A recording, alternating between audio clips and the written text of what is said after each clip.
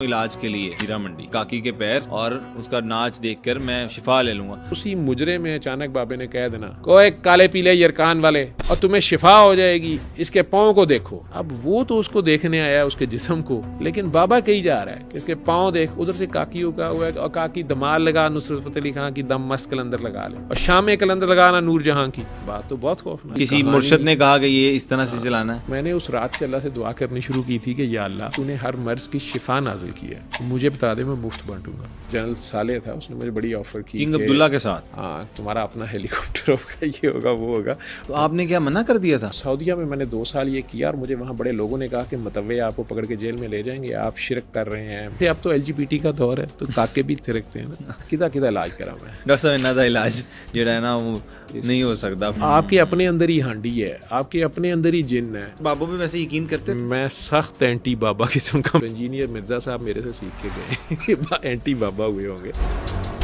Highlights आपने देखी। आज हमारे साथ हैं डॉक्टर मोहम्मद जावेदी। आज हमने उनसे पूछा कि सूरह रहमान से किस किस बीमारी का इलाज हो सकता है। इन्होंने ये इल्म किस तरह से सीखा और किससे सीखा, उन बाबा जी के बारे में भी बताया। और जब इन्हें एड्स होता है तो इन्होंने इसका ट्रीटमेंट किस तरह से लिया। और इस पॉडकास्ट में आपको ये भी जानने को मिलेगा कि तारिक जमील साहब किसको अपना गुरु मानते हैं। ईद उल अज़हा का दूसरा दिन है तो बकरा किस तरह से खाना है और किस लिमिट में रह के खाना है, ये तमाम बातें डॉक्टर मोहम्मद जावेदी ने अपने इस पॉडकास्ट में बताई हैं। तो इस पॉडकास्ट को एंड तक जरूर देखिएगा। आईसीयू में जब डॉक्टर्स के हाथ पैर फूल जाते हैं तो जब जिसके पास डॉक्टर्स जाते हैं ना, वो शख्स हमारे सामने बैठा है। सर, बहुत शुक्रिया आपके वक्त का। अस्सलाम वालेकुम। वालेकुम अस्सलाम रहमतुल्लाहि व बरकातहू। कैसी तबीयत है सर?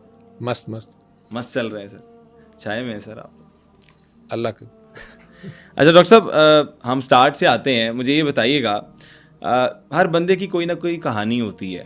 तो बचपन कहाँ गुजरा, स्कूलिंग कहाँ की थी, कॉलेज, फिर देन यूनिवर्सिटी और देन यहाँ एज अ डॉक्टर कैसे सब कुछ कैसे हो गया? जैसे जैसे अल्लाह ने लिखा होता है, होता तो वैसे ही है बेशक। लेकिन पैदा तो मैं एक गांव में हुआ। ननकाना साहब और जड़ावाला के दरमियान में एक छोटा सा रेलवे स्टेशन है, जफरवाल। ठीक है। बल्कि बुचियाना और ननकाना के दरमियान वहाँ एक गांव है 562 गाफ पे, वहाँ पैदा हुआ मैं। ठीक है। मेरे वालिद साहब गवर्नमेंट कॉलेज लाहौर में प्रोफेसर थे इंग्लिश के, प्रोफेसर BA चौधरी या बशीर अहमद चौधरी साहब। राजपूत खोखर हैं हम लोग। वालदा भी मेरी उसी गांव से थी। और उन दिनों वालिद साहब फैसलाबाद गवर्नमेंट कॉलेज में थे पोस्टेड। फिर साल डेढ़ बाद ही शायद अबू उधर चले गए हमें लेके। और बचपन शुरू में फैसलाबाद की कुछ यादें हैं मेरे माइंड में। 71 की वॉर के जो दौरान जो एयर रेड्स होते थे और भाग के वो मोर्चों में जाना पड़ता था। या एक बार मुझे याद है, हम बाज़ार में मैं अब्बू के साथ था और एकदम सायरन चले और सारा कुछ। तो किसी जहाज़ की बुलेट्स मुझे याद है कुछ वो सड़क पे भी आई। अच्छा। हम लोग किसी शॉप में घुस गए थे या जो भी था। तो वो यादें हैं।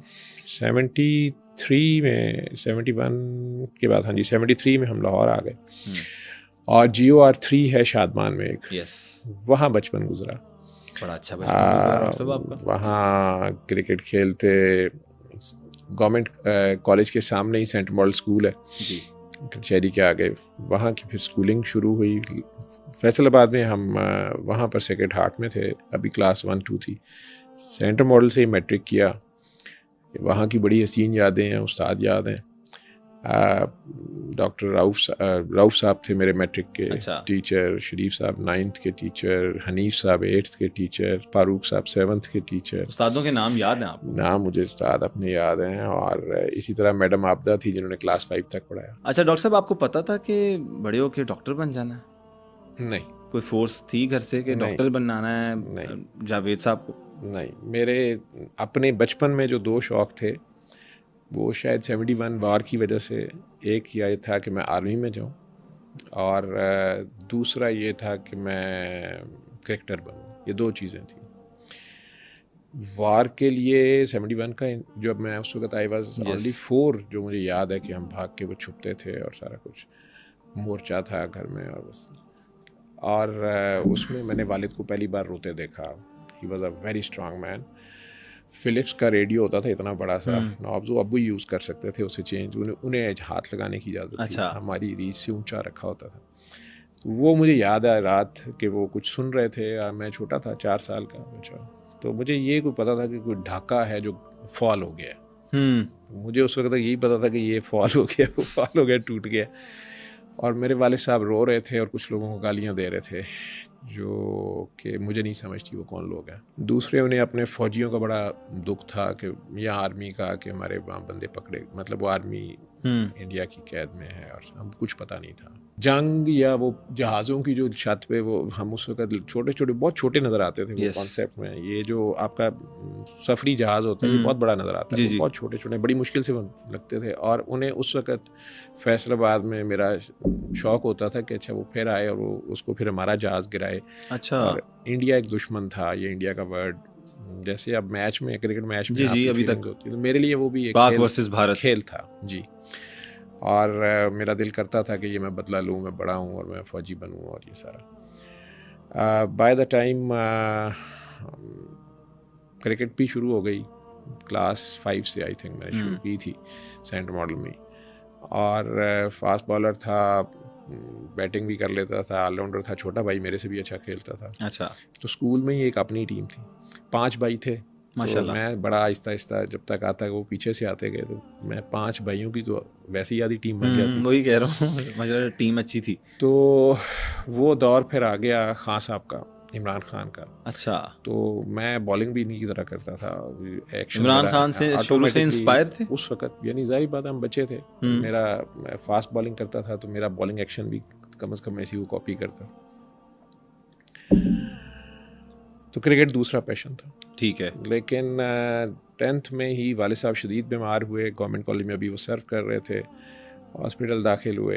तो वो जो ज़िंदगी के 2-3 साल थे, अबू की डेथ हो गई, डॉक्टरों से गलती एक हो गई, एक एक्सरे किसी, उस पेशेंट का नाम भी बशीर था, एक्सचेंज हो गया इसी हॉस्पिटल में जहाँ आज मैं हूँ, सर्विसेज में जहाँ आप सर्व कर रहे हैं अभी। अब जहाँ मैं सर्व कर रहा हूँ। तो मेरी ज़िंदगी की जो 2 खौफनाक यादें जो मुझे विच आई हेट था, वो एक था हॉस्पिटल जाना, और फिर अबू की डेथ की वजह से, क्योंकि मैं ही बड़ा था, सिस्टर थी एक बड़ी और बाकी हम 5 छोटे थे, तो मैं भाइयों में बड़ा था, तो मेरा मुझे ही दफातर में जाना पड़ा, केयर आपको करनी पड़ती थी सारी पेंशन के सारा, अगर किसी ने डील किया है तो उसे पता चल जाएगा कि एजी ऑफिस क्या होता है, तो सेक्रेटेरिएट जाना, मुख्तलिफ केसेस थे। मैं आई वॉज ओनली 10, क्लास 10 में था, एज मेरी 14 थी, डबल प्रमोशन हुई थी, तो मैं आई वॉज ओनली 14। और वालिद साहब ने इतना स्ट्रिक्ट रखा हुआ था कि उनका एक लॉ था कि मगरिब के बाद आप घर के बाहर नहीं हो सकते।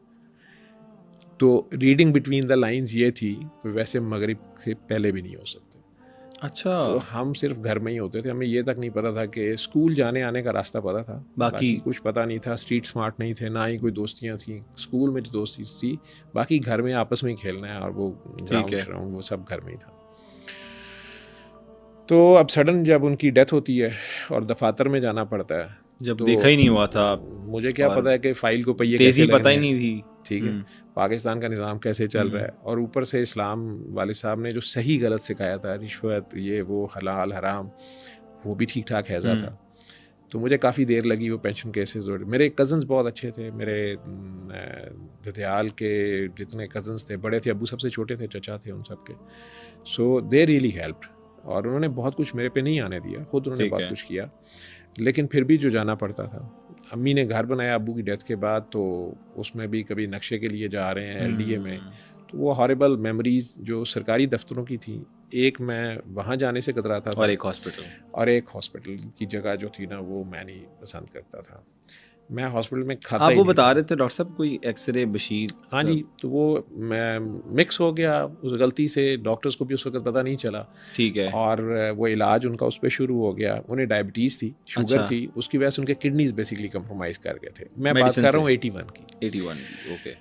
तो शुगर की वजह से तो वो कॉम्प्रोमाइज़ थे, वो थोड़े सिम्टम अभी उन्हें आना शुरू हुए थे, लेकिन वो एक्सरेज चूँकि एक्सचेंज हुए, उस बंदे को टीबी थी, तो उन्हें टीबी के इंजेक्शन एक होता है स्ट्रेप्टोमाइसिन, वो डॉक्टर्स ने शुरू कर दिया इंजेक्शन, उससे जो गुर्दे थोड़े रहते थे वो भी उड़ गए।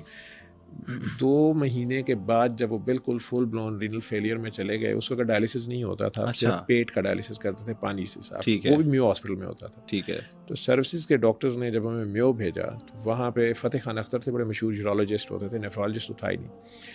तो वो मुझे याद, उन्होंने एक्सरे देखते साथ कहा कि ये किस उल्लू के पट्टे ने कहा ये ऐसे ही उनके पार्ट्स थे। और मैं तो छोटा सा था, मुझे तो नहीं पता था क्या हुआ, लेकिन मेरे कज़न जो डॉक्टर थे भाई, उनकी बातों से मुझे पता चला कि बहुत बड़ी गलती कोई हुई है वहाँ पे। खैर वो 2-3 दिन कोमा में रहे, डेथ हो गई उनकी। इस मेमोरी के साथ डॉक्टर बनना तो नहीं बनता था, लेकिन मेरी वालदा की ये पैशन थी कि मैंने इसे डॉक्टर बनाना है। और एफएससी में भी मैंने कुछ ज़्यादा मेहनत नहीं की पहले, तो मैं बनना ही नहीं चाहता था बिल्कुल। और क्रिकेट पे मेहनत करता था। और आर्मी के लिए भी मैंने इंटरव्यू दिया, सेम डे मुझे आईएसबी की कॉल आ गई। पहला इनिशियल मैंने क्लियर कर लिया जो कुछ था। अच्छा। और सेम डे पे मेरी जो थी वो मेडिकल कॉलेज की एडमिशन की थी, मैंने दोनों जगह जाना से था, कॉलेज में रिपोर्ट करना था। ठीक है। और उन्हीं दिनों that is way back in 85, early 85, तो मेरी वालदा खान साहब कोई कैंप शैम्प उन्होंने लगाया हुआ था कज़ाफ़ी में, और हमें पता था कि वहाँ ट्रायल देने हैं और ये वो करना है। तो मेरा ये था उसी डेट पे वहाँ भी जाना था। अच्छा, 3 चीज़ें साथ आ गई। मेरे पास कोई किट और कुछ नहीं था, टेनिस बॉल में खेलता था, ट्रायल मैंने हार्ड बॉल करते जाना। तो मुझे याद है कि मेरी वालदा ने मुझे बड़ी सख्ती से कहा कि तुम मेडिकल कॉलेज जाओगे, बाकी 2 ऑप्शंस और माइनस कर दिया। क्रिकेट वाली तो सवाल ही पैदा नहीं होता था, उन्होंने कह दिया। और आर्मी वाली भी उन्होंने कह दिया कि नहीं तुम। अब शुक्र नहीं करते आजकल जो चल रहा है कि शुक्र है नहीं गया। मैं क्रिकेट में उसका हर हाल में शुक्र अदा करता हूँ। और क्रिकेट तो मैं समझता हूँ कि वो, खैर मैं बच्चा था, मैं शायद सेलेक्ट ही ना होता। इसी तरह आर्मी वाले भी हो सकता है। मेरे से छोटा भाई गया आईएसबी में। अच्छा। और उसको ये कह के नो किया गया कि हमें अबव एवरेज भी नहीं चाहिए। हाँ। तो उसका आईक्यू माशाल्लाह बहुत ज़बरदस्त था। तो अल्लाह जो करता है बेहतर करता है। फिर डॉक्टर साहब ये डॉक्टरी में आ गए। डॉक्टरी में भी मैं अल्लाह से यही दुआएं करता था कि या अल्लाह तू बस अब ये पास करा दे। मेरी माँ जो प्राइवेट पढ़े हैं गवर्नमेंट? नहीं, गवर्नमेंट। मैंने प्राइवेट कहाँ से पढ़ना था। तो मैं इलामा इकबाल से ग्रेजुएट हुआ, पहले पंजाब मेडिकल कॉलेज में पहले 2 साल में रहा, फिर माइग्रेट होकर इधर आया। और 91 में मैं ग्रेजुएट हुआ। 92 की हाउस जॉब है मेरी, सर्विसेज की ही। फिर इत्तेफाक हॉस्पिटल में सर्व किया। पहले शेख जायद में एक सर्वे टीम थी, पाकिस्तान सर्वे नेशनल हेल्थ रिसर्च कॉम्प्लेक्स में, NHRC में। वो सर्वे 4 माह सर्व किया था, लेकिन उसके बाद हाउस जॉब के बाद, उसके बाद इत्तेफाक ही 11 ईयर्स और सोशल सिक्योरिटी में हार्ट सर्जरी ICU था। ठीक है। वहाँ 2 दिन मैं उन्हें हेल्प करता था और जाता था, और वो भी मेरी जॉब थी। फिर पोस्ट ग्रेजुएशन की ट्रेनिंग शुरू हो गई। वो 1 साल जनरल हॉस्पिटल में भी सर्व किया मैंने। 2005 में सऊदीया चला गया। 2 साल रियाद में दुनिया का एक बड़ा ICU, 150 बेड का ICU, उसमें सर्व किया। फिर उन्होंने वहीं से मुझे एक छोटे हॉस्पिटल में एज ए इंचार्ज लगा दिया कि थोड़े पैसों में हमें बंदा ज़्यादा एक्सपीरियंस मिल गया। तो उन्होंने वो पूरी रिस्पॉन्सिबिलिटी मेरे पे डाल दी रियाद में ही। वो 2 साल का कॉन्ट्रैक्ट था। फिर रियाद मिलिट्री हॉस्पिटल में उन्होंने मुझे ले लिया। फिर मैं डॉक्टर ज़रा और तरह का बन गया था, बड़ा पैशनेट कह लें। उन्होंने मेरी बड़ी कदर की। अगर मैं कहूँ कि पता नहीं कैसे, क्या उनकी कोई इंटेलिजेंस थी, क्या थी। मिलिट्री हॉस्पिटल में भी 2 महीने ही रख के तो उन्होंने मुझे कह दिया कि आप किंग, उस वक़्त था अब्दुल्ला, उन्होंने कहा जी आपको पर्सनल उसके साथ रहना होगा और हम उधर आपको रख रहे हैं। और मतलब वो जो जनरल साले था उसने मुझे बड़ी ऑफ़र की किंग अब्दुल्ला के साथ, हाँ, कि तुम्हारा अपना हेलीकॉप्टर होगा, ये होगा, वो होगा। और आज जो डॉक्टर साहब उनके साथ जिन्होंने फिर मेरी जगह गए, ही was a very good doctor. तो आपने क्या मना कर दिया था? हाँ बिल्कुल, मैंने मना कर दिया। मैंने, क्यों?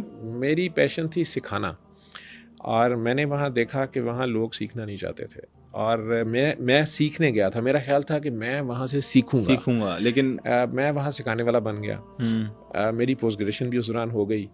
तो उसमें जिन लोगों से मेरा वास्ता वहाँ पड़ा, जो सऊदीज़ वहाँ, वो लोग जो थे वो सीखना ही नहीं चाहते थे, और उनमें एक स्नॉबिशनेस थी। वो हमें तो इंसान ही नहीं समझते थे। मेरा कॉन्सेप्ट ही चेंज हो गया, इस्लाम और मुसलमान और मुस्लिम भाई और ये सब। आपकी रियलिटीज़ कुछ और हैं।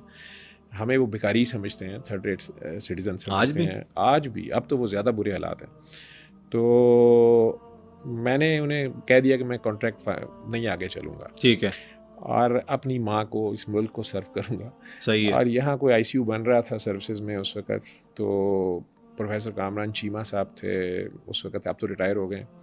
उनका मैसेज मिला मैं अपने कहाँ साथ किंग एक अब्दुल्ला साहब और कहाँ चीमा साहब? चीमा डॉक्टर साहब, साहब as a doctor, as a pulmonologist, he is a much better human for the humans. मेरे ख्याल में अगर वो किंग अब्दुल्ला की जगह सऊदीया का किंग होता, आल्दो मेरे और उनके बड़े स्ट्रॉन्ग डिफरेंसेस हैं आइडियोलॉजी में, तो ये जो मेरी सूरह रहमान वाली साइड है, इसके वो उन्हें बड़ा गुस्सा चढ़ता था कि ये क्या तुम करते हो। अच्छा ये शुरू हो गया हुआ था वहाँ पे भी? नहीं, ये तो मैंने शुरू कर दिया भाई 2002 में। ये तो मेरी अपनी लाइफ की एक अलग स्टोरी है। दरमियान में मुझे प्रिक हो गया था एक पेशेंट का, वो हम सुनेंगे डॉक्टर साहब, लेकिन आप हाँ जी, इसको पहले तो कंप्लीट ये कर मैं दें। पहले से कर रहा था और सऊदीया में मैंने 2 साल ये किया और मुझे वहाँ बड़े लोगों ने कहा कि मतवे आपको पकड़ के जेल में ले जाएंगे, आप शिरक कर रहे हैं, बिद्दत कर रहे हैं, या आप उनके कॉन्सेप्ट्स को चैलेंज कर रहे हैं। ठीक है। और मुझे उन्होंने पकड़ा नहीं, मतलब उन्होंने क्वेश्चन किया, मैं ऑब्जेक्ट कर दिया। उन्होंने कहा कि ये आप क्यों पेशेंट को सुना रहे हैं। मैं पेशेंट को पूछ लेता था और इसके पास फ़ोन अपने फ़ोन पे लगा देता था। छोटा सा फ़ोन मेरे पास होता था, सीमेंस के उस वक्त आते थे छोटे फ़ोन, तो वो मैं लगा देता था। फिर सोनी का मेरे पास रहा जो बड़ा अच्छा एक सेट था 2005 में जो आया, तो वो मैं उनके पास लगा देता था आईसीयू में। तो फिर जो हेड थी हॉस्पिटल की, उन्होंने मुझे बुलाया, किसी सऊदी नर्स ने शिकायत कर दी, तो उन्होंने मुझे कहा ये क्या है कि डॉक्टर साहब आयतें सुनाते हैं? आयतें सुनाते नहीं, उन्हें यही इतराज़ था कि कारी बासित मिस्री ही की आवाज़ क्यों और सिर्फ सूरह रहमान क्यों और किस हदीस में लिखा हुआ है और किस रेफरेंस से है, वो इसे रिलीजन के तौर पे ले रहे थे। मैं उन्हें कहता था मैं एज ए रेमेडी कर रहा हूँ। जब हम सूअर की चर्बी वाली दवाई दे रहे हैं, अल्कोहल वाली मेडिसिन दे रहे हैं और वो ना मरीज़ पूछ रहा है ना हम उससे कंसेंट ले रहे हैं, कुछ भी नहीं है, तो मैं तो कलाम इलाही सुना रहा हूँ ना। आल्दो मैं म्यूजिक भी कुछ लोगों को सुनाता था, म्यूजिक थेरेपी भी है। अच्छा, मैंने सुना है कि आप नुसरत साहब की कवालियों से भी ट्रीटमेंट देते हैं, नूरजहां की जो गाने हैं उनसे भी ट्रीटमेंट देते हैं। बिल्कुल। तो इट्स अबाउट रिलीजन या डॉक्टर साहब इट्स साइंटिफिक रीजंस पे आप उनका इलाज और ट्रीटमेंट करते हैं? नो रिलीजन का बात नहीं है, इलाज तरीका इलाज है एक। मैं मज़हब कह ही नहीं रहा, मैं मजहबी उलमा जानते होंगे इसके बारे में, मैं तो पैदल आदमी हूँ। एक तरीका इलाज के तौर पे अगर किसी की दर्द ठीक होती है और उसमें उसके कोई साइड इफ़ेक्ट्स नहीं है, उसकी कॉस्ट नहीं है, एक इंतहाई चीपर रेमेडी साउंड हीलिंग। अब आप लोग अगर डालेंगे ना दी साउंड हेल्थ, गूगल पे चले जाएं, तो अमेरिका ने NIH ने फंड किया है करोड़ों रुपया और 2018 से वो इस पर रिसर्च कर रहे हैं साउंड के साथ इलाज, आवाज़ के साथ। उसमें बेथोवेन की 8th सिम्फनी के साथ उन्होंने ब्रेस्ट कैंसर के जो सेल्स हैं वो इन विट्रो डेड हो गए हैं, ये उन्होंने कर लिया है इनिशियल स्टेज। ये सारा डॉक्यूमेंट्री उसी के ऊपर है, सारा अप्रूव्ड है NIH का। और ये अमेरिकन गवर्नमेंट की तरफ से ऑफिशियल जो हो रहा है ना, जब वो बनाएंगे ना मशीन है और वो कहेंगे ये गैमा रेज हैं, इसमें सूरह Rahman frequency at such level, ये आप इतने घंटे लेटेंगे और फिर वो आप लेट के कराएंगे और इतने $1000 देंगे, तो फिर आप कहेंगे कि well I go to John Hopkins, wow they also applied सूरह रहमान and but they said they also applied the music therapy as well, I am doing nowadays music therapy PRP। तो वो फिर ये एक स्टेटस सिंबल होगा। Sorry to say कि मैं मॉक कर रहा हूँ, this is what is truth. तो मैं फ्री ऑफ कॉस्ट बता रहा हूँ और लोगों का भला हो रहा है और मुझे इसके रिवॉर्ड में कुछ, मैं शुक्रिया भी नहीं लेता ना मुझे चाहिए, ठीक है। पीछे मुड़ के नहीं मैंने कभी देखा कि कौन क्या कर रहा है, बल्कि जिन लोगों को हीलिंग होगी उनमें से कईयों ने टीका भी लगा दिया मुझे। अच्छा। ठीक है, या मेरा ही मजाक उड़ा दिया। तो वो ये इंसान की नेचर है, आप जिसका भला करें उसके शर से बचें। ऐवी नहीं कहा, किसी गुरु ने कहा है ना, तो किसी नेकी कर दरिया में डाल, नेकी कर और दरियाए रहमत में डाल। ठीक है, वो जाने ना जाने। सही कह रहे हैं, ठीक है, सही कह रहे हैं, वो उसके लिए है। तो बहरहाल ये साउंड हेल्थ जो है इसमें म्यूजिक भी है ये, लेकिन वो चंद लोगों के लिए। सूरह रहमान है या कसीदा बुर्दा शरीफ है फालिज के मरीजों के लिए, नफ्सियाती मरीजों के लिए। अच्छा, लेकिन मेजॉरिटी पेशेंट्स हमारी ऑडियंस सूरह रहमान ठीक हो गया। पहले तो हमारी ऑडियंस को ये बता देना कि कौन कौन से तरीकों से आप इलाज कर लेते हैं। मैं प्राइमरीली एक फिजिशियन हूँ, ठीक है, इंटेंसिव केयर स्पेशलिस्ट हूँ। मेरी वो वैसे मेरी पैशन है, वो तो आपने इंटर्निस्ट हूँ बेसिकली, ठीक है। तो इंटरनल मेडिसिन प्रैक्टिस मेरी वो है। और सुबह मैं सिम्स में पढ़ाता भी हूँ, मेडिसिन पढ़ाता हूँ, वहीं पे राउंड्स भी होते हैं, आउटडोर्स होते हैं, इमरजेंसीज हैं, वो सारा करता हूँ। एलोपैथी ही कर रहा हूँ, मैंने नहीं कहा एलोपैथी बंद कर दे, एलोपैथी कर। जहाँ मेरी एलोपैथी की लिमिट आ जाती है, जहाँ मेरी एलोपैथी के पास जवाब नहीं होता, जहाँ एलोपैथी कहती है कि फिलहाल इसका इलाज हमारे पास नहीं है, ठीक है, वहाँ मैं उसे कहता हूँ कि यार ये एक थेरेपी है। अगर तुम्हारा दिल मानता है, irrespective to the caste and creed and religion and sect और बिलीव्स, तुमने ये अगर सुननी है तो इसको 7 दिन सुबह दोपहर शाम आंखें बंद करके सुन लो, या मरीज़ तो लेटा ही हुआ है, बेहोश है या नहीं, उसके पास लगा दो, ठीक है। वो 7 दिन ही उसने सुननी। और इसका तरीक़ेकार क्या होगा डॉक्टर साहब? 7 दिन किस तरह से सुने? सूरह रहमान तो कारी बासित मिस्री की आवाज़ में, जो बगैर तर्जमे की सूरह रहमान है। आपको लोग ये भी कहते हैं डॉक्टर साहब कि सूरह रहमान सिर्फ कारी बासित की आवाज़ में क्यों, और कंट्रोवर्सी क्रिएट की जाती है कि क्यों मुझे एक ही क्यों नहीं, क्योंकि बाकियों के भी आवाज़ें ठीक है। सवाल लोगों के जहन में आता है। इसका क्या एक तरीका तो, इसका बेहतरीन तरीका तो ये है कि आप हर आवाज़ में सुन लें, जिसमें आपको अच्छा लगता है आप कर लें। हमें साइंटिफिकली इसमें ज़्यादा बेहतर रिजल्ट्स मिले हैं। और इसके पीछे क्या वजह है, हम इस कमरे में 1 2 3 4 5 6 7 तो कम से कम नामों से तो शायद मुसलमान हैं हम सारे। तो नबी करीम सल्लल्लाहु अलैहि वसल्लम के 4 मुअज्जिन थे, एक का नाम बिलाल हबशी है, बाकी 3 का आप सातों बता दें। किसी को पता है, या नेट पे गूगल पे डाल के नहीं चेक करना। तो बाकी 4 का 3 का आप बता देना, वो भी तो मुअज्जिन थे, सहाबा कराम थे, ठीक है। लेकिन बिलाल हबशी का नाम क्यों ऊपर आया? तो उसकी मर्जी होगी ना, कोई रब की भी तो अपनी चॉइस होगी। रब को कोई ज़्यादा किसी की आवाज़ किसी अच्छी लगती होगी ना, ठीक है। किरात किसी की, या बहरहाल किसी एक लम्हे, कोई लम्हा होता है, उस लम्हे में कोई ज़्यादा जुड़ गया उसके साथ, उस फ्रीक्वेंसी पर जो डिवाइन टच आएगा ना बीच में, वो कोई शायद है। आशिक की अज़ां और है, मुल्ला की अज़ां और है, ठीक है। बिल्कुल सही कह रहे हैं, ठीक है। एक पॉडकास्ट है वो अब्दुल हई करेगा, एक पॉडकास्ट आज कोई अब्दुल हई नहीं आ सका, किसी और ने कर दिया, कोई तो फ़र्क होगा ना, ठीक है। तो हमें उसमें रिजल्ट ज़्यादा अच्छे मिले, सही, ठीक है।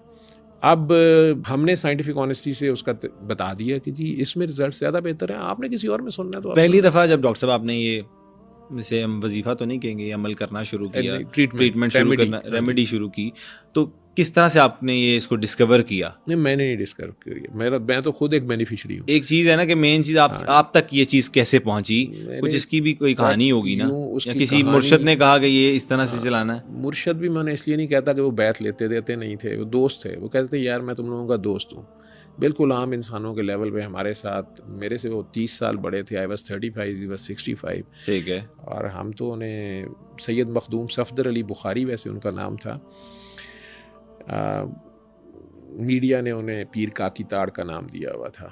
अच्छा। तो उनकी हरकतें भी ऐसी थी, वो हीरा मंडी जाके बैठ गए थे सब कुछ छोड़ छाड़ के, और लोग यही समझते थे कोई अबाश सा कोई बाबा है जो इधर भी आ गया, टर्की बाबा है। अच्छा। लेकिन उनका जो मिशन था बहुत बड़ा था, बुल्ले शाह वाला मिशन था उनका। उन्होंने वहीं पे रह के वहाँ के लोगों की ज़िंदगियाँ या सोच बदल दी, मुर्दा दिलों को ज़िंदा कर दिया। आज वहाँ फूड स्ट्रीट बन गई है। ये जगह जो है ना, इसको रंजीत सिंह भी खाली नहीं करा सका था, ना औरंगज़ेब आलमगीर, ठीक है। अच्छा। बादशाही मस्जिद की दीवार के साए में सब कुछ होता था, ठीक है। 200-300-400 साल से ज़ियाउल हक भी नहीं करा सका, ठीक। लेकिन उन्होंने वहाँ झाड़ू फेर दी, सफाई कर दी, 300 से ज़ायद बच्चियों की शादियाँ उन्होंने कराई। वहाँ उन्होंने सूरह रहमान नहीं बताई, वहाँ वो म्यूज़िक थेरेपी और धमाल थेरेपी, वो उधर ही बैठ जाते थे, उसी मुजरे वाली जगह पे, उसी कोठे पे जहाँ शाम को शहर के शुरफा जो हैं वो बोतल और फूलों के हार लेके पहुँचते थे, और अपने आप को वो पाकीज़ा मूवी के सेठ साहिबान समझ के मुजरा देखते थे, या दादे ऐश देने पहुँचते थे। उनके लिए वो कंजरी होती थी, बाबे के लिए वो काकी होती थी, बाबा उसको काकी कहता था। अच्छा। और कई बार सर पे हाथ रख के बेटी भी कह देता था। तो मेरा नहीं ख्याल हम में से किसी में ये ज़र्फ़ है या इतनी जुर्रत भी है कि सरेआम इतने लोगों के दौरान नाचती थिरकती अधनंगी औरत को या लड़की को, वो मजबूर है या खुशी से कर रही है या किस लिए कर रही है, किसके पास इतना टाइम है। आपको दोस्त बुलाते हैं, सॉरी टू से रियलिटी ये है, चाहे हम मुसलमान हैं जो भी हैं, आपको दोस्त बुलाते हैं, यार मेरी शादी आज मंगनी, आज जी मैं शाम नू प्रोग्राम है, ठीक है, बिल्कुल। और हमारे सवाल क्या होते हैं, माल कैसा है, ठीक है, इखलाक कैसा है, हुस्न और क्या इखलाक और एक और चीज़ होती है, तो हमारे मान ही कुछ और है ना। यस। उसी में आके एक बंदा बैठ जाए बाबा, तो आप और मेरी एज के लोगों ने जिनके पास पैसे ज़्यादा हैं और आडियाँ और BMW नीचे हैं और प्लाजे हैं जिनके, और अबे पार्लियामेंट में हैं या जर्नैल हैं या करनैल हैं या क्या होते हैं, जज हैं या कुछ भी हैं, तो ये सारी जो एलीट क्लास है जी। या जो भी हैं वो तो अपने अपने फार्म हाउसेज में कर लेते हैं ना। अब ये फार्म हाउसेज में आ गया ना, हम अपने घरों में ले आए, ये भी एक स्टेटस सिंबल है। लेकिन थिरकती तो औरत ही है ना वहाँ पे। वैसे अब तो LGBT का दौर है तो काके भी थिरकते हैं ना, तो सही कह रहे हैं। कहती हैं आप क्या लेंगे ना, अब आए ना किदा किदा इलाज करा मैं, ठीक है। तो डॉक्टर साहब इन्ना दा इलाज जेड़ा है ना वो नहीं हो सकता, फिर इस तरह आपने ही करना है। नहीं, मैंने क्यों करना है, मेरा अल्लाह है, उसको वारा खाते हैं तो मैं कौन होता हूँ इनका इलाज क्या करना है। ऐसे ही ये बड़ी दुखी रूहें हैं, इनको किसी ने समझा ही नहीं समझा। इनके ऊपर वो तो कोई खुद कौन अपने आप को तमाशा बनाता है, कौन खुशी से, काकरोच अपनी खुशी से गटर में बैठा है। आप और मैं PC के फ्लोर पे जाके 7 कोर्स मील खाएं, पराठा रोल खाएं, ठीक है जी, और फिर भी कहें मज़ा नहीं आया, और वो फ्लश पे रोल खाए, उसमें से बारबेक्यू की बोटी निकाल के दुआ कर रहा होता है मूछे साफ करके कि या अल्लाह इन्हें और दे, ठीक है, शुक्र है आज इन्होंने बारबेक्यू खाया। कभी अपने आप को उसकी जगह रखें ना। सनी लियोन अपनी खुशी से नंगी होती है? नहीं, उसका बैकग्राउंड है, उसका बाप इंडिया का ही था जो छोड़ आया उसको वहाँ पे, तो उसकी माँ ने बदला लिया। ये तो अब उन्हें पता चला तो वो बेचारे उसको ले आए, 1 गज कपड़ा है उसके पास, उसमें भी वो कहती है बेबी डॉल में सोने दी। अब पता नहीं ऊपर को क्यों देखती है, मुझे सोने दी सुनता है, उसकी रूह की चीख सोना कह रही है। आपको और किसी और को गोल्ड सुनते होंगे, हमारी आंखों पे गोल्ड चढ़ा हुआ है, हमें सोना ही सुनता है, ठीक है। वो दूसरी एक लाल से कपड़े पहने वो थिरक रही होती है, तेरा नाम जपदी जपदी मैं अल्लाह वाली हो गई। आपको लवली सुनता है, मुझे अल्लाह वाली सुनता है। कौन शौक से नंगा होता है? बेडरूम सीन देना जहाँ 17 कैमरे वाले हैं, डायरेक्टर है, प्रोड्यूसर है, वो कह रहा है बीबी ऐसे कर, बीबी ऐसे कर, और चेहरे से ऐसे शो करना कि वो दोनों मियाँ बीवी या वो लड़का लड़की अकेले हैं, तो उसको भी फन बना दिया ना आपने, एक्टिंग। लेकिन वो औरत उस किस प्रोसेस से गुजर रही है, मैं उसकी वकालत नहीं कर रहा, लेकिन उसको वहाँ तक ले जाया किसने है? रब ने तो कुरान में, रब ने इनकी हमायत की हुई है, मैं तो नहीं कहता। रब ने तो कहा है कि ये जिस्म फरोशी पे मजबूर ना करो मजबूरों को, कनीज़ों को। लेकिन अगर तुम ऐसा करोगे तो फिर इनका और मेरा हिसाब है, और तुम लोगों से मैं देख लूँगा। आज इसी तरह छोटी कौमें हैं, क्या हम लोग डॉलर की थाप पे नहीं कंजरियां बने हुए, हम नहीं नाच रही छोटी कौमें जो हैं? सॉरी टू से हम छोटी कौम नहीं है, लेकिन हो गए हैं ना छोटी कौम। जो मांगने वाला होता है वो छोटी कौम होती है ना, देने वाला हाथ हमेशा बड़ा होता है। देने वाला हाथ बड़ा होता है, हालांकि दोनों हाथ उसके हैं, लेकिन वो राज है उसका, वो किसी को क्या समझ है। बिल्कुल सही कह रहे हैं। तो डॉक्टर साहब आप वजीफ़ों से भी मना करते हैं? उन वजीफ़ों से मैं मना करता हूँ जो आप अल्लाह का कलाम कर रहे होते हैं, ना उसका मीनिंग पता होता है, ना उस पर अमल होता है। या हयो या क्यूम पढ़ी जा रहा है 1.5 लाख बार, ना जिंदा हो रहा है ना कायम हो रहा है। ये उसको कही जा रहा है कायम हो जा, जिंदा हो जा, वो पहले से जिंदा है और पहले से कायम है। मेरे कहने से उसने कायम होना है, ठीक है, कायम तो मैंने होना है, और जिंदा दिल होने का सबूत मैंने देना है, ठीक है। अब इन्हें यही नहीं पता कि जिंदा दिल कैसे होना है, इसमें एहसास ही नहीं है। आप मुर्दे को सुई चुभोते हैं, उसे कोई एहसास होता नहीं। ए नबी ये मुर्दे हैं, इनके दिल मुर्दे हैं, ठीक है। बुल्ले शाह असा मुर्दे वेख के खांदे पींदे नाले टुरदे देखे, तो ये कौन से मुर्दे हैं? ठीक, ये या क्यों पढ़ी जा रहा है, मांग ये बेटा रहा है अल्लाह से, या कारोबार आ जाए, या वजारत आ जाए, नौकरी आ जाए, या छोकरी आ जाए, या टोकरी आ जाए। तो क्या अल्लाह का कलाम इस काम के लिए आया था? फिर एक लोग हैं जो नेकी में, जो जन्नत लेने के लिए किसी और काम के लिए तस्बीह बजाय पागलों की तरह अपनी इबादत करें, उसे रजत उसे कहते हैं।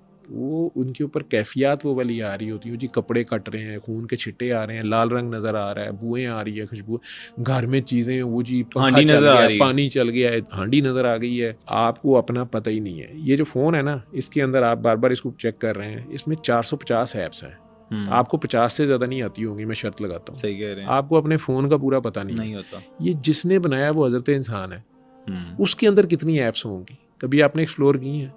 तो कभी अपने आप को पढ़े ही नहीं, तो वो आपके अपने अंदर ही हांडी है, आपके अपने अंदर ही जिन्न है, आपके अपने अंदर ही फरिश्ता है, आपके अपने अंदर ही खुदा है, और आपके अपने अंदर ही अब्दुल हई है, और आपके अंदर ही हई है।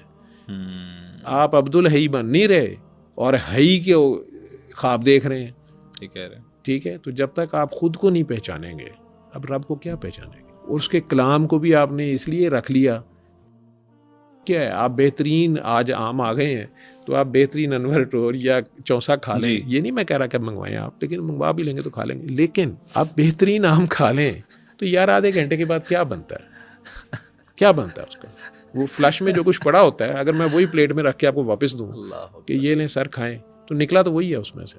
उसके लिए आप एक दूसरे के गले काट रहे हैं, उसके लिए आप एक दूसरे को नचा रहे हैं, जलील कर रहे हैं, और बैंकों में छोड़ के आपने चले जाना है, स्विट्ज़रलैंड लंदियाशी। सही कह रहे हैं। समझ आ रही है? तो ये हकीकत है। लेकिन ये जो कुछ मैं बोल रहा हूँ ना, आप पे शायद इसका इम्पैक्ट आ रहा होगा, लेकिन बहुत से ऐसे हैं जो ये सुन के हंस भी रहे हो या सुनेंगे नहीं हो, लीव इट, नॉनसेंस, वो स्टिल गले काटते रहेंगे, ठीक है। लेकिन उसके कॉन्सिक्वेंसेस जब आते हैं तो फिर कहते हैं जिन आ गया, भूत आ गया, नजरे बद उसने लगी। कीते करा दिया है, नजरे बद, उसने कीता कराया है। वो यार तुम्हारा अपना कीता कराया होता है, सबसे बड़े जिन आप हैं, ठीक है। शैतान बेचारा भी जो है ना, ये जिन्नों का सरदार है, इसको भी आप शट अप कॉल दे सकते हैं। तो अल्लाह ने कहा है ना कि इसको शट अप कॉल दो, तो आपके अंदर इतनी पावर है, पा रहा है, ठीक है। तो आप अपने आप को अप्रिशिएट ना करें, आपको अपना ही पता नहीं है। ज्यादा इबादत जो होती है, कुछ लोग हम देखते हैं कि वो सिर्फ इबादत में लगे रहते हैं, दुनियादारी छोड़ के, ठीक है, उससे मना किया गया, अल्लाह ने मना किया, अल्लाह ने नबी को भी मना किया। आप नबी से तो नहीं आगे, वो क्या कैफियत होती है? कल्ब सख्त हो जाता है, ठीक है। कि जब कल्ब सख्त हो जाएगा तो उल्टा आप शैतान बन जाएंगे। शैतान ने बहुत इबादत कर ली थी तो आप में तकब्बुर आ जाएगा। पहली निशानी उसकी ये होती है कि आपको दूसरों में खामियां नजर आनी शुरू हो जाती हैं। अगर आप जितनी मर्जी इबादत कर रहे हैं ना, और आपको सारों में खामियां नजर आ रही हैं, तो आप दोज़ख के किसी ऊपर के दर्जे में हैं, लेकिन हैं आप दोज़ख में हैं। आपको सारे गंदे नजर आ रहे हैं ना नीचे, हित्तातुन वाले और सारे आपको नीचे वही नजर आ रहे हैं, लेकिन खुद भी आप दोज़ख में ही हैं। अगर आपको सारे अपने से अच्छे नजर आ रहे हैं, सारों की कोई बेहतरी नजर आ रही है, कोई अच्छी बात ही नजर आ रही है, तो आप किसी जन्नत में हैं। खुद शायद आप कच्ची बाती में हैं तो देखा बैरियर टाउन वालों को रहे हैं, लेकिन हैं आप जन्नत में। ठीक हो गया, ठीक है। तो अगर तो इबादत आप में आजिज़ी ला रही है तो फिर तो वो इबादत काम की है। और अगर वो इबादत आप में सरकशी या तकब्बुर या शक ला रही है, शक, हक और शक कभी इकट्ठे नहीं होंगे, ये याद रखिएगा। हक और शक कभी एक जगह पे इकट्ठे नहीं होंगे, ठीक है। जहां जरा सा शक आ जाएगा ना, जैसे आप ये भी एक से कह देंगे ना क्यों इस कप में क्यों डाल दिया डॉक्टर साहब को चाय, अब मेरे से ये चाय नहीं पी जाती, चाहे वो कहे नहीं यार मैंने धोया गया, हाँ ठीक है। मैं कहूँ क्या है इस कप को, कुछ नहीं डॉक्टर साहब, वो ठीक है आप पिए, मैं तो नहीं पीता, चाहे जमजम डाल दो। अब इसमें सही कह रहे हैं, शक आ गया ना, शक आ गया। और शक का इलाज नहीं, शक का इलाज, शक और वहम, जहाँ शक होगा वहाँ हक नहीं होगा, ऐसे ही जहाँ हक होगा वहाँ शक नहीं फिर होगा। अच्छा डॉक्टर साहब, आप बता रहे थे कि वहाँ पे तो ये मुर्शद साहब जिन्हें आपने कहा कि उनको बड़ा नामों से पुकारा जाता है मीडिया पे, तो उन्होंने सूरह रहमान का आपको कैसे बताया? वो वहाँ पर तो लेट 80s में चले गए, अपनी एक जज्बी हालत में, मजसूबियत की हालत में जैसे भी थी, वो एक अलहदा राज है। अभी उनका उर्स आ रहा है, ये 26, 27, 28, 29 ज़िलहज, 3 दिन वो पर्दा उन्होंने किया था। लिल्ला शहर है छोटा सा, वहाँ उनका दरबार है। आजकल कंस्ट्रक्शन हो रही है, शायद हम वहाँ ना जाएँ तो लाहौर में ही अलहमरा ये या महफिल में या अल्फला सिनेमा जो हॉल मिल गया उसमें करेंगे।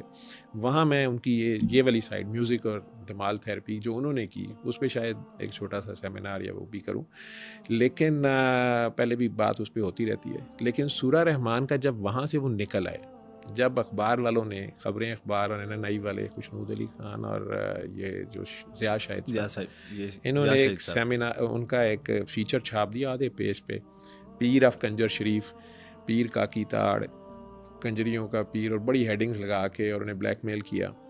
तो वो खैर ब्लैकमेल क्या होते, रऊफ़ कुलासरा साहब भी उस टीम में कहीं थे, ये खुद ही कहते हैं, इनका ही कॉलम पढ़ा मैंने, मुझे तो उस दौर में मैं नहीं था, इन्होंने खुद ही लिखा है कि मेरी नया साफत का दौर था तो मुझे ज़िया शाहिद साहब ले गए और हमने वो स्टिंग ऑपरेशन किया हीरा मंडी में कि ये बाबा इस्लाम बदनाम कर रहा है। इस्लाम भी तो एक तो साडा इस्लाम है ना, कमज़ोर है बेचारा, कोई इथोपिया का एक कहत ज़दा नहीं होता, वो एमी, इन्हें पता नहीं है कि शरीयत मोहम्मदी कितनी ताकतवर चीज़ है। आज तक उसके अनमिट नकूश है, माई कलाल उसे क्या चेंज करेगा। वो एक जारी और सारी हर वक्त ताज़ा बहते उछलते चश्मे का नाम है, शीनी पानी का नाम है, ये स्टेगनेट वाटर का नाम नहीं है शरीयत, ठीक है। वो एक जारी और सारी कलम है। लेकिन बहरहाल तो वो तो एक अवाम को जो उन्होंने करना था जी, इस्लाम खतरे में पड़ गया। हीरा मंडी में जो है ना, एक बाबा जो है वो कहता है कि जी धमाल देखने से, काकी के पैरों को देखने से या धमाल करती काकी को देख के शिफा हो जाती है, तो इस्लाम तो खतरे में पड़ गया। चाहे शराब से शिफा हो रही थी उसकी खैर थी, सूअर की चर्बी की दवाइयों से शिफा हो रही थी उसकी खैर थी। वो इन्होंने कोई ऑपरेशन वगैरह किया। सब ये कॉन्सेप्ट था क्या, वो कॉन्सेप्ट, इसके पीछे लॉजिक क्या थी? दर्द। एक कोई भी बंदा नॉर्मल लेमैन, बेशक वो पढ़ा लिखा है वो नहीं पढ़ा लिखा, वो सोचेगा तो सही कि अब कोई कहे कि मैं जी जा रहा हूँ इलाज के लिए और मैं जा रहा हूँ हीरा मंडी और मैंने देखना है डांस, और जिस तरह आपने कहा काकी के पैर और उसका नाच देखकर मैं नाच शिफा ले देख के लूंगा, तो उसको शिफा तो हो उस जाएगी। किस तो तरह ये शिफा बात तो होगी बहुत खौफनाक है डॉक्टर ना, साहब? बात तो बहुत खौफनाक है। वही मैं पूछना चाह रहा हूँ कि अवाम भी यही सवाल करेगी कि किस तरह। अवाम पहले तो एक तो अवाम वो है जो नेक लोग है ना, हम्म। वो तो उधर जाते ही नहीं है, या जाते हैं तो पता ही नहीं लगने देते। ठीक है ठीक है ना।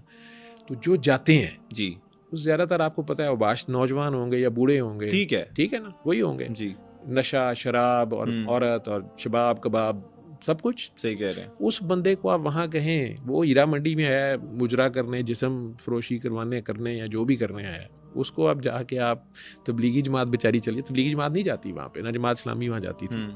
ठीक है।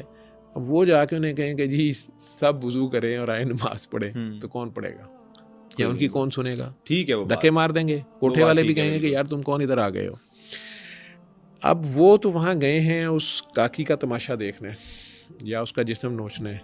ठीक है। आपने हाँ बोहर का एटॉमिक मॉडल देखा होगा या पढ़ा होगा केमिस्ट्री में कि एक न्यूक्लियस होता है सेंटर पॉइंट, उसके गिर्द इलेक्ट्रॉन और हर चीज़ घूम रही होती है। ठीक है। कायनात में सूरज ज़मीन के गिर्द हर चीज़ अपने मदार पे घूम रही है ना, उसका एक सेंटर पॉइंट है। यस। हमारी रूह का जो सेंटर पॉइंट है, जो कनेक्शन है, वो बेसिकली अल्लाह है। हमें जो असल एनर्जी मिलती है, हमारे जो मर्जी मज़हब है, हम जिस मर्जी मज़हब से हैं, हम एथिस्ट भी हैं, हमें बनाने वाला एक है, नो डाउट अल्लाह ताला। ठीक है। अब उसका नाम ही है, आपका नाम मैं और आप अल्लाह कहते हैं, कोई उसे गॉड कहता है, कोई उसे लॉर्ड कहता है, कोई उसे भगवान कहता है, कोई उसे वागुरु कहता है। ठीक है। कोई शौ कहता है, जो भी कहता है। यस। नाम जो मर्जी उसकी आप रखते रहें, उसकी पहचान में कमी है। कोई उसे कुछ समझ रहा, कोई उसे कुछ समझ रहा, पूरा कोई क्या जानेगा। सरकार दो आलम मैक्सिमम करीब गए। ठीक है। अब ये है हमारे बिलीव्स जी। एक ये है कि एक बच्चा पैदा हुआ हीरा मंडी में पैदा हुआ, उसको बताया ही नहीं किसी ने किसी रिलीजन का। ठीक है। उसे भी नहीं पता, लेकिन वो भी मुसीबत में पड़ता है ना, तो वो भी किसी ना किसी को वो सोचता है कि मैं कहाँ से आया हूँ, किधर जाना है। अब हम लोग जब भरे पेट वाले हैं या याशी में जो चला गया या किसी दुख की वजह से, किसी तकलीफ की वजह से, असल में उसकी लड़ाई हो गई मुआशरे से, अल्लाह से, अपने आप से, तभी जाता है ना वो अपने गम को गलत करने। तो वो अपने सेंटर पॉइंट को छोड़ देता है, भूल जाता है या भूलने की कोशिश करता है, या याशी, हाँ वो उस याशी में पड़ जाता है। ठीक है। ठीक है। अब उसको असल चीज़ क्या है, ये ज़ुबान जो मैं उर्दू बोल रहा हूँ, तो अंग्रेज़ी वाला इसको नहीं समझ पा रहा होगा, अरबी वाला नहीं समझ पा रहा होगा, कोई अरबी बोलेगा मुझे समझ नहीं आनी, लेकिन एहसास जो है वो सबका एक है। सही कह रहे हैं। तो दर्द है एहसास, तो कॉमन लैंग्वेज क्या है? दर्द, एहसास। ठीक है। अब उसके अंदर वो एहसास जगाना कि उसको रब याद आ जाए। ठीक है। ठीक है। अब वो वहाँ बैठा हुआ है, शराब की बोतल हाथ में पकड़ी हुई है, या नशा उसने किया हुआ है, या वैसे किसी तमाशे के चक्कर में या याशी के चक्कर में वो मुजरा देखने गया, उसका जिस्म देखने गया, व्हाटएवर करने गया, वो वहाँ बैठा। वहाँ अचानक एक तो बाबे ने वो काकी जो होती थी उसको मिला लिया होता था साथ, पहले उस पर काम किया होता था, क्योंकि वो लोग भी बहुत तोहम प्रस्त होते हैं। अच्छा। वो तोहम प्रस्त बहुत ज़्यादा होते हैं। ठीक है। और उनमें से वो काकियाँ जिनके काम नहीं चल रहे होते थे, या उनके घर वालों का ख्याल होता था कि ये ना, उन्होंने इन्वेस्ट किया होता था, पता नहीं कितने लाखों में खरीदी होती थी बेचारी बचपन से, या उठाई होती थी अस्पताल से। ठीक है। तो उसको तो नहीं पता होता था, ये किसी नवाब साहब की ब्लैकमेलिंग स्टाफ बनाया होता था कि आपकी बेटी या इतने हज़ार इतने लाख बेचते रहें। उनके लिए तो वो एक फैक्ट्री है ना, इन्वेस्टमेंट है। ठीक है। ठीक है। अब वो जब बड़ी हुई है तो वो उसका जी वो उस तरह उसकी फ़ैन फॉलोइंग नहीं हो रही, जैसे आप लोग मार्केटिंग करते ही हैं ना, या अपने जतन करते हैं ना कोई भी चीज़ मशहूर करने के लिए, जो भी अब तो वो आ गया ना रेटिंग। ठीक है। अब उन्होंने उधर बाबा बैठा होता था, सड़क के ऊपर लेटा होता था, नंग धड़ंग, ये जिस हालत में भी थे शुरू में, तो उधर पता चल गया कि यार ये बाबा जो है ना काली जीव वाला है, ये जो कह दिंदा है हो जाता है। आप और हम समझते हैं ब्लैक काली जीव, एक कारी जीव है। कारी जीव, कारी जीव कि ये सैफ जुबान है। रूहानियत जो में, रूहानियत में पॉजिटिव वे में बाबा जी बाय बर्थ सैयद थे और बहुत बड़ी फैमिली से थे, जद्दी पुश्ती सुर्ख पोश जलालुद्दीन सुर्ख पोश बुखारी जो उच्च शरीफ वाले सैयद हैं, वो बुखारी सैयद हैं। वो सब छोड़ छाड़ के पाकिस्तान के पहले कोल माइनर्स में से हैं, गॉर्डन कॉलेज पिंडी के पढ़े हुए हैं, और 7 ज़िलों में ज़मीनें थी, लैंडलॉर्ड थे उस ज़माने में, पजैरो और सारा कुछ उनका कल्चर था। वो सब छोड़ के अचानक जो उधर आके बंदा बैठ गया, जिसके अपने पास पजैरो गाड़ी है, और वो अब आके सड़क पे लेटा हुआ है, तो वो तो एक अलग हालत थी। घर वालों के ख्याल में भी ख़राब हो गया, पागल हो गया, दीवाना हो गया। यही कहते हैं इस तरह का बंदे को मेंटली प्रॉब्लम हो गया, कोई कहानी है। उनकी फैमिली के लिए शायद आज भी ये बात सुननी, इसको दोहराना पेनफुल होगा, लेकिन क्योंकि ज़माना तो नहीं, ज़माना तो बातें करेगा। लेकिन उधर ही अब जब ये मशहूर होना शुरू हुआ तो वो काकियाँ लाना शुरू हो गए बाबा जी के पास, ਬਾਬੇ ਇਹਨੂੰ ਫੂਕ ਮਾਰਦੇ, ਇਹਨੂੰ ਦਮ ਕਰਦੇ, ਇਹਦਾ ਪੈਰ ਸਹੀ ਵੱਜੇ, ਇਹਦੀ ਆਵਾਜ਼ ਇਹਦੀ ਸਹੀ नहीं, ਇਹ नाल दे कोठे वाले जादू कराता है, जिन छाड़ देता है। तो बाबा उनमें से देख लेता था दर्द किसके पास है। बाबा जी कहते थे वैसे 900 से ज़्यादा काकियों से मैंने दिमाग लगवाई, उनमें से 2 ही निकली काम की, जो उस वक्त भी उससे जुड़ी हुई थी। उस हालत में भी वो 15, 16, 20 साल की बच्ची सोचती थी कि ये मेरी माँ है, ये मैं क्यों ये करूँ। उस दर्द की फ्रीक्वेंसी में भी फ़र्क है ना। 1-2 टॉफियों पे खुश हो गई, 1 लाख रुपया पैसे मिल गए उस पे खुश हो आप गई, देखें एक अच्छे जोड़े पे खुश हो गई। जिस तरह आपने बताया कि 900 से ज्यादा पूरे पाकिस्तान की पूरे पाकिस्तान में 2 निकली। 2 वो कहते हैं कि उस फ्रीक्वेंसी पे ऑलरेडी जो थी, जिन पे मुझे जो उनका मकसद था आपके बकौल, जो बाबा जी कहते हैं कि मेरे जो धमाल तो उन्होंने सारों से लगवाई, काम तो वो ले लेते थे, क्योंकि असल तो फोर्स उस बंदे की अपनी कन्विक्शन होती थी। पाँव उसके होते थे, जैसे आप लाइट मारते हैं रिफ्लेक्टर पे, ठीक है, तो वो रिफ्लेक्टर थोड़ा लाइट दे रहा होता है, वो तो बीम का खेल है जो लग के वज आप पे रही है, ठीक है, टारगेट कोई और है। अब उसी मुजरे में अचानक बाबे ने कह देना कोई काले पीले यरकान वाले, उनमें से कई काले पीले यरकान वाले, शराब वाले का वैसे जिगर उड़ा होता है, और तुम्हें शिफा हो जाएगी, इसके पाँव को देखो। अब वो तो उसको देखने आया, उसके जिस्म को, और ऊपर से उसका इस्लाम भी जा, रिएक्शन पैदा हो जाना ना, उस बंदे को शराब की हालत में भी गुस्सा आ जाना, अस्तगफिरुल्लाह एक ही बकवास है, ऐसे पैर वेखा मैं, ठीक है। लेकिन बाबा कही जा रहा है कि इसके पाँव देख, उधर से काकी उका हुआ है, और काकी दमाल लगा नुसरत फतेह अली खां की दम मस्त कलंदर लगा ले, और शाम में कलंदर लगाना नूर जहां की। वो उन्होंने टेप रिकॉर्डर साथ रखा होता था, या जिंदे बैठे होते थे, ठीक है। महर अली साहब का कलाम नात बीच में लगा देनी, किथे महर अली किथे तेरी सना, मद भरियाँ 2 नैना किथे जा लड़ियाँ। अब बाबे ने अचानक कह देना ये मद होता क्या है, तो कहते हैं बाबा शराब नू कहते ने, नशे नू कहते ने। अच्छा, ठीक है, तो आंखों में कौन सी शराब होती है। तो अगर आपकी माशूक आपको देख ले, आशिक की उससे निगाह मिल जाए, और अगर माशूक की आंखों में पहचान हो, माशूक की आंखों में एप्रिसिएशन हो, माशूक की आंखों में रिकग्निशन हो, आ गए हो, इतना ही हो, यही नशा चढ़ता है और गड़ा चढ़ता है। तुसी इस दौर से गुजरे हो माशाल्लाह, स्कूल कॉलेज ਤੁਹਾਨੂੰ पता ना, कि वो तो यूनिवर्सिटी में बस एक बार ऐसे देखे ही तो 2 दिन बाद जब जाते थे पता चल जाता, बीमार भी होते थे, सारी बीमारी ठीक हो जाती थी, ठीक है। पागलों तरह दोस्तों ने कंटीन ते सारा कुछ खुआ दिया, ठीक, सही कह रहे। वही मद चढ़ती सी और गड़ी चढ़ती सी, मद यही है ना भरी हुई। तो अगर आशिक को माशूक कह दे कि तुम किधर थे, बस गल खत्म हो गई, पागल हो जाएंगे। अब बाबा वो किस माशूक को याद करा रहा होता था, ये बात तो उसने नहीं बात करनी। ऐਵੇਂ नहीं तारक जमील साहब कहते हैं मेरा गुरु था, ठीक है, वो उनसे कभी अकेले में पूछना, खैर नाम निकल गया मेरे मुंह से तो अब तो निकल गए सर। तो तारक जमील साहब के गुरु हैं वो, आप उनसे ज़्यादा पूछ लीजिएगा। ये मैं जरूर पूछूंगा अगर मेरा चांस बना इंशाल्लाह पॉडकास्ट का। पता नहीं अल्लाह ने क्यों निकलवा दिया तारक साहब से माजरत के साथ। तो अब वो देख रहा है ना उसको, लेकिन उसके अंदर उल्टा रिएक्शन पैदा हो रहा है कि अस्तगफिरुल्लाह मेरा अल्लाह, कंजरी दे पैरां चो शिफा, मतलब कंजरी ये तो गंदी है, नापाक है। अब वो खुद शराब पी के वो तमाशबी नहीं करने आया हुआ है, वो हरामज़दगी करने आया हुआ ना, अल्लाह का ठेकेदार फट बन गया वो। अब उसे अचानक दिल में गुस्सा आ गया कि ये अल्लाह की ये क्या बात कर रहा है, ठीक है, पैर देखने आया हूँ ना, तो अल्लाह की गैरत आ रही है ना उसमें, तो अल्लाह से जुड़ गया बैठा बैठा ही, चले गया ख्याल उधर, हाँ जी, हूँ केड़ी शराब ते केड़ी कुड़ी, ठीक है। उधर से काकी जुड़ी हुई है उसके साथ। वो काकी जो है ना वो लाइव वायर है, वो अपना उसका एक दर्द है। कभी इन काकियों से अकेला इंटरव्यू करना, ठीक है, मैं नाम नहीं लेना चाहता, वो काकी नहीं तो अब बाया कर लिया तो अल्लाह उसका पर्दा रखे। तो वो कहती है कि मुझे 14 साल की उम्र में जब मेरी सो कॉल्ड माँ ने पहली बार पाँव मारने को कहा, तो मुझे तो पता नहीं वाला सीन, हाँ, तो उसने कहा कि मुझे तो ये भी नहीं पता था कि ये सही है या गलत है, ठीक है, या ये क्या है। मैं तो बड़े शौक से कर रही थी कि मुझे तो बहुत इनाम मिल रहा था और मुझे इतने अच्छे अच्छे गिफ्ट मिले। और फिर वो नाथ तरवाई जो को भी था, तो उसमें मुझे कहा गया कि अंकल जो कहेंगे, अंकल कोई बावलपुर के बहुत बड़े सेठ साहब थे या जो भी थे, तो उन्होंने तो बहुत मालामाल कर दिया उसको। तो वो तो कहती कि मैंने तो कभी पीछे मुड़ के नहीं देखा, लेकिन मैं जब भी फिल्म इंडस्ट्री में भी आ गई, मैं नंबर 1 हीरोइन भी हो गई, मुझे जब भी फर्स्ट टाइम स्टेज पे जाके परफॉर्म करना पड़ता, मेरी रूह के अंदर से एक चीख होती थी उसके साथ कि वाई मी, ये कौन होता है मेकअप, ये मुझे क्यों इसने इधर से हाथ लगाया। हालांकि उसको सही और गलत का नहीं पता था, ना किसी ने बताया था, ठीक है, लेकिन उसके अंदर तो था ना, उसके अंदर था।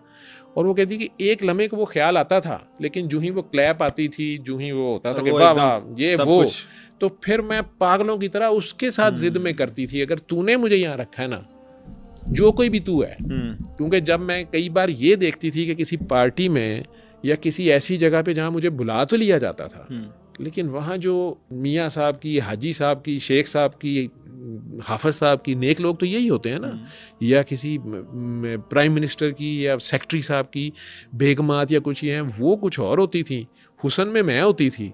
रात को इसका खामद वही पूरा महीना उसने मुझे रखा होता था, खुद वो वज़ीर आज़म का सदर बाप है, वो क्या होता है, हस्बैंड है, वॉट एवर जो भी है, ठीक है, वो अकेले में मेरे पहुँच आट रहा है। और वैसे वो वहाँ पे मीटिंग में वो मेरे से सलाम लेने पे रवादार नहीं है, और वो लोग भी मुझे थोड़ा सा नीचे की ये फंक्शन करने आई है, ये स्टेज पे करने। तो मेरे अंदर एक चीख होती थी, मैं ये जो एक गंद था इस मुआशरे का, या इनके जो दोहरे तेहरे चेहरे थे, मुझे इनसे घिन आती थी। और इनके बनाने वाले से मेरी लड़ाई थी कि इनकी औकात ये है और इनको तूने इतने दर्जे दिए हुए हैं, और मैं ये सारी सर्विस भी अपने जिस्म पे कर रही हूँ, खून पसीने की कमाई खा रही हूँ, मजदूर ही है ना वो एक, ठीक है, और मजबूरी का लेबर हो रही है ना, उससे सेक्स लेबर ली जा रही है, और मैं गंदा हूँ या गंदी हूँ, तो तूने क्यों मुझे ऐसा रखा हुआ। वो तो जब उसकी ज़िंदगी में यू टर्न आया तो आया। लेकिन इस्लाम भी तो हमें ज़िना से, ये सब चीज़ों से, ज़िनाकारी से मना ही करता है। तो ना करे ना, लड़की ज़बरदस्ती चढ़ती है आप पे, नहीं, वो एक बात काकी है, ज़बरदस्ती ले जाती है, तो इस्लाम तो करता है ना मना। इस्लाम मुझे बताएं, अगर जना मैं या आप करते रहेंगे, अल्लाह का क्या जाता है, किसका नुकसान है? गुनाह हमारे सर पे। नहीं, गुनाह को छोड़ें परे, नुकसान किसका? इससे नुकसान होता है, बीमारी फैलती है, फिर जो बच्चा आएगा उस बेचारे का वाली वारिस कोई नहीं है। अगर आप लोगों को ये पता चल जाए, आज अपनी कौम को मैसेज, आप जैसे यंगस्टर्स को मैं मैसेज देना चाहता हूँ, आप लोगों में से कईयों को, नेक बच्चों को बड़ा शौक होगा कि मैं हज करने जाऊँ, उम्रा करने जाऊँ, 5 वक्त का नमाजी बन जाऊँ, मस्जिद में जाऊँ। इन सब से भी बड़ी जो इबादत है ना, और उसमें खुशी से सबको शामिल किया करें और उसको सेलिब्रेट किया करें इस सेंस में कि अल्लाह ने आपको तौफीक दे दी, वो निकाह है, ये इबादत है। ये हज से जिस तरह जितनी खुशी से हज में छोड़ने जाते हैं ना आप लोग और लेने जाते हैं, ये उससे बड़ी है। अगर कोई बच्चा जो है उसने वाकई ज़ना के करीब नहीं गया, या गलती उससे कोई छोटी मोटी हुई, उसने तौबा की और अपने आप को रोकी रखा, और फिर अल्लाह रसूल के तरीके से उसने अनाउंस करके निकाह कर दिया, एक निकाह किया और उसमें आप लोगों को शामिल किया, उसमें खुशी से शामिल हुआ करें। उसमें ये ना कहा करें इसके कपड़े अच्छे नहीं हैं, ये क्या कर रहा है, वो एक बहुत बड़ी इबादत होती है। वो दोनों एक इबादत शुरू कर रहे होते हैं, ठीक हो गया, ठीक है। आगे जो बच्चे आने हैं, ये सारी एक बहुत बड़ी इबादत लड़ी चलती है, वो सारा काउंट करता है, वो इबादत है। ठीक हो गया। अगर इसे इबादत समझेंगे और इबादत इसको समझ जाएं, रियलाइज कर देंगे कितनी बड़ी तौफीक है अल्लाह की तरफ से, ठीक हो गया, वो जना का कॉन्सेप्ट वैसे ही निकल जाएगा। अच्छा, सूरह रहमान का डॉक्टर साहब जो कॉन्सेप्ट था, ये सारी आपने बड़ी डिटेल्ड हमें बाबा जी के बारे में बता दिया।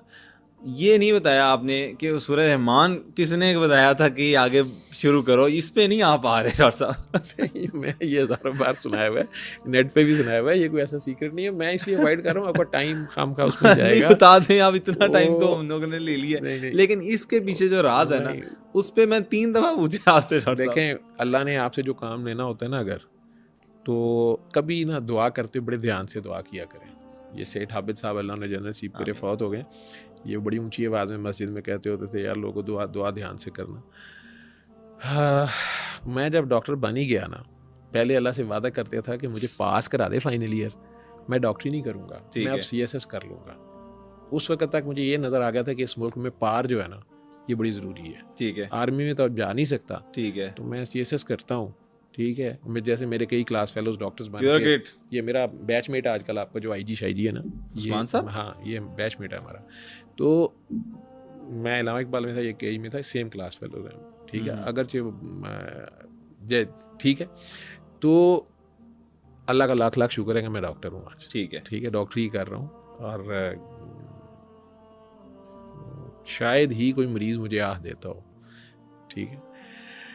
तो 91 में जब बन गया ना और हाउस जॉब करनी पड़ गई, पहली रात जो थी ना, अकेले हाउस जॉब, सर्जरी की वार्ड थी। प्रोफेसर गिरदेई साहब फौत हो गए, उनके बेटे अब मेरे, वो भी बड़े अच्छे सीनियर, वो भी रिटायर हो गए, जावेद गिरदेई साहब, तो उनकी वार्ड थी। और मसूद रशीद साहब प्रोफेसर रिटायर हुए, वो असिस्टेंट प्रोफेसर थे। डॉक्टर वसीम होते थे एसोसिएट प्रोफेसर। डॉक्टर जाहिद नियाज साहब मेरे SR थे, वो अब वही प्रोफेसर रिटायर हुए। तो ये एक बड़े बड़े नाम थे, ये लोग हमारे वार्ड हेड्स थे। सुबह इन्हें भी हिसाब किताब देना, जिसका भी राउंड होगा वो पूरा हाउस ऑफिसर को 52 बेड्स होते थे ऑपरेशन रूम में। लेकिन पहली नाइट पे आपको नहीं पता होता, आपको हालांकि ऑपरेशन हुआ हुआ है या होने वाला है, उसको दर्द हो रही है तो दर्द का टीका ही लगाना है। यस, ठीक है, उल्टी आ गई तो उल्टी का टीका, लेकिन आपके हाथ पाँव फूले होते हैं। जी। तो वो मुझे याद है कि चूँकि मैंने डॉक्टरी भी शौक से नहीं पढ़ी थी, तो मुझे ये बड़ा डर सा था कि मुझे तो बहुत कुछ नहीं आता, मेरा तो इल्म इतना अच्छा नहीं है। तो मैंने उस रात से अल्लाह से दुआ करनी शुरू की थी कि या अल्लाह, हदीस पढ़ी थी कहीं, तो या अल्लाह तूने हर मर्ज की शिफा नाजिल की है, मुझे बता दे, मैं मुफ्त बांटूंगा। अच्छा, ये मेरी अल्लाह से दुआ थी। मैं नमाज पढ़ता था जब भी टाइम मिलता था, हॉस्पिटल में भी या घर में भी। तो ये एक मेरी सीक्रेट दुआ थी जो दुनिया में कोई नहीं जानता था। मेरा ये एक खौफ था कि जिस तरह मेरे वालिद की डेथ हो गई थी, उस तरह मेरी गलती से किसी मरीज का डेथ ना हो जाए या पेन बढ़े ना। मेरा ये कॉन्सेप्ट रहा है सारी ज़िंदगी। मैं अपने बच्चों को भी, जूनियर्स को भी कहता हूँ कि बेटा प्रोसीजर भी करना है ना, ऑपरेशन वाला या इन्वेसिव प्रोसीजर भी करना है, तो ये सोचो कि पेशेंट की मिजरी को तुम कम करोगे या बढ़ाओगे। हमारी वजह से किसी की मिजरी बढ़ ना जाए। ठीक है, कम हो सकती है, ठीक है, नहीं होती तो उसे कहो कि यार हमें नहीं पता ये क्या है। जैसे अच्छा गाड़ी मैकेनिक जो होता है ना, वो कहता है ये मेरा काम है, इससे आगे मुझे नहीं पता, आप करा लें। तो ये भी सेम वो काम है ना, इंसानी जान है। ठीक है, तो उसकी पेन बढ़ाए ना। तो ये दुआ का नतीजा था जब सूरह रहमान दिमाग में आए? ये दुआ तो मांगता रहा। फिर वालदा 91-92 की बात है, 97 में वालदा हज करने गई, तो उन्होंने कहा कि अम्मी जमजम आपने ना एग्जैक्ट कुएं से या जहाँ से भी, वो असली जमजम मुझे चाहिए। ठीक है, मैं इत्तेफाक आ गया हुआ था, आईसीयू में था, मैं पेशेंट्स की नाक की नालियों में डालता रहा, उन्हें पिलाता रहा वो एनजी से जमजम, कि यार इसके क्या रिजल्ट्स आते हैं। सुना था उसमें शिफा है। मुझे कोई ड्रामेटिक रिजल्ट्स नजर ना आए। ठीक है, तो आपका बिलीफ जो है उसमें आपने खुद प्रैक्टिकल करना शुरू किए? ये मैं चुप करके करता था। फिर जो कोई दुआ सुन लेनी, कुछ करना, वो भी करना, मरीज के ऊपर खुद कर देना, पढ़ना करना। मुझे कोई रिजल्ट्स नहीं मिले। अल्लाह ने तजर्बे से फिर गुजारा। तो 99 में मुझे एक पेशेंट की प्रिक हो गई और ब्लड ठीक ठाक इंजेक्ट हो गया 99 में, और वो मरीज़ का डेथ अगले दिन हुई। लेकिन जब उसकी रिजल्ट्स आए तो उसको HIV, जिसे एड्स बीमारी होती है, हेपेटाइटिस B और C, दोनों काले यरकान के जरासीम, तो ये तीनों उसमें थे। वो पता चला वो सेक्स वर्कर भी थी हाई सोसाइटी की, और काल गर्ल जिसे कहते हैं शायद, और वो IV ड्रग अब्यूज़र से कहते हैं, वो टीके लगाती थी खुद को। अच्छा, उसमें उसको वो जरासीम कहीं चले गए हुए थे। अब ये मेरे जिस्म में थे, और 6 माह के बाद मेरे सारे टेस्ट पॉजिटिव थे। तब तक आप बिल्कुल ठीक चल फिर रहे थे, घूम रहे थे, खा पी रहे थे, काम कर रहा था, वो तो सारा कुछ ठीक था, डॉक्टर। लेकिन एकदम अब आपकी ज़िंदगी एक सूली पे लटक गई ना।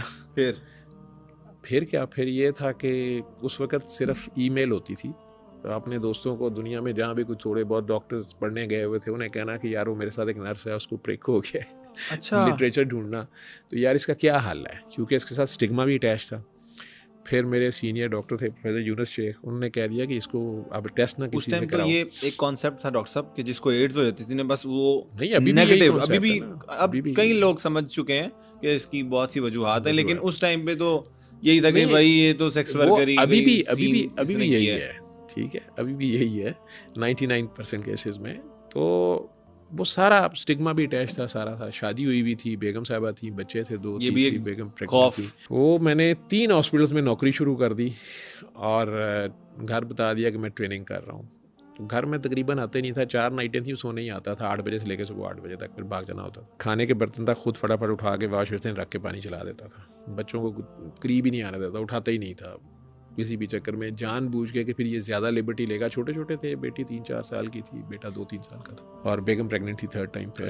ये फील नहीं होता था? तो ये सारा कुछ फील होता था। ये आप अल्लाह रहम करे कोई इसमें से ना गुजरे। तो एज ए डॉक्टर, ऊपर से आप डॉक्टर हो ना, आपका इल्म जो है ना, वो अब आपको शीशे की तरह, जो आप नहीं भी देखना चाहते, आप लोगों को बहुत सी बातें नहीं पता जी। आपके जिस्म पे बिलियंस ऑफ जरासीम इस वक्त भी हैं, बहुत से हैं, नॉर्मल हैं, वो हमारे लिए बेनिफिशियल हैं, लेकिन आपको नहीं पता, आप आराम से बैठे हुए हैं, या बहुत थोड़ी मिकदार में है, ज़्यादा हो जाए तो फिर खतरनाक है। लेकिन एक डॉक्टर को पता होता है, तो डॉक्टर के लिए तो उसका इल्म अपने लिए ही एक बहुत बड़ी अजाब बन जाता है ना, आगे ही एक अजाब हो जाती है कि मैं हूँ डॉक्टर और सारा ट्रीटमेंट देने वाला, और इसका अब एंड नहीं है इसका ना। ठीक है, तो उस वक्त तक मेरी रिप्यूट बड़ी ज़बरदस्त थी। मेरे एज ए डॉक्टर, मेरे सीनियर्स, अगर मेरी ड्यूटी में उनके पेरेंट्स वगैरह कोई दाखिल होते हैं मेरे सीनियर्स के, तो वो मेरे पे ट्रस्ट करते थे, या कहते थे यार तुम ही नाइट कर लो, ठीक है, या किसी जूनियर अच्छे को, मैं इंचार्ज था 20 डॉक्टर्स का, तो यार किसी ऐसे को लगाना, मेरे अब्बू हैं, ये वो सारा कुछ, तो ट्रस्ट मी। तो फिर क्या होता है डॉक्टर साहब, बच्चे करीब नहीं आने देते? नहीं, बस वो मैं ज़िंदगी ऐसे ही मैंने तो एक्सेप्ट कर लिया था। पीरों के पास भी गया, होम्योपैथियों के पास भी गया, बाबों के पास भी गया, मेरा किसी से हल नहीं डॉक्टर हुआ। साहब ये फैलता किस किस तरह से है? लाइक अगर आपके मतलब बर्तन से कोई खाना खा ले उससे भी फैल सकता है? सी वायरस, अगर मेरे मुंह में ज़ख़म है, हाँ। अब ब्लड है थोड़ा सा लगा हुआ, मैंने इस कप को उठाया, इसी में पानी पिया, इसमें चाय छोड़ दी, किसी और ने उठा लिया, वो ब्लड ज़्यादा मिकदार में है, मेरे दांतों से आ रहा था, कुछ आ रहा था, मिक्स हो गया, तो सी वायरस जा सकता है इसमें। ठीक है। ठीक है। बॉडी स्क्रीशंस जो हैं, बी वायरस जा सकता है, वो तो इवन सीमन से भी ट्रांसफ़र होता है, HIV भी ट्रांसफ़र होता है। ठीक है।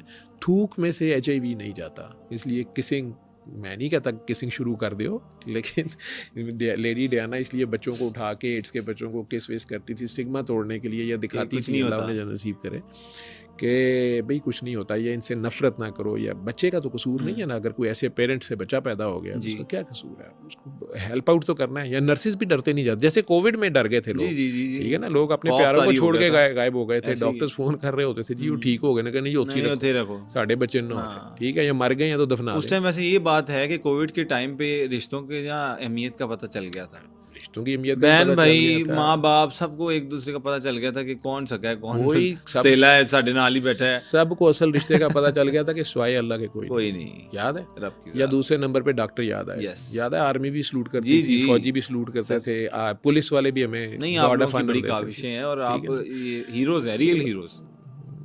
नहीं यार छोड़ो परे, हम फिर हीरोइन भी नहीं देनी वैसे भी पड़ेगी। आप हैं। फिर आप लोगों को हीरोइन भी देनी पड़ेगी हमें साथ, कोई फिर स्कैंडल बनाओगे हमारा, फिर कुछ और रह नहीं दियो। ठीक है डॉक्टर साहब हीरो हीरोइन वाला ठीक हो काम गया। रहने दियो, ये प्रोफेशन ही ठीक है। ठीक है ठीक है जी।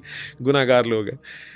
तो उस वक़्त एक जूनियर डॉक्टर साहिबा थी, उन्होंने एक पेशेंट को मेरे सामने ये दुआ कराई कि आंखें बंद करें और प्यार से 3 बार अल्लाह कह के पानी पी लें, और मुझे कहना शुरू, मैं शॉर्ट करके बता रहा हूँ, जी जी। तो कि जी सर इसको ना सूरह रहमान सुनवाएं कारी बासित की आवाज़ में।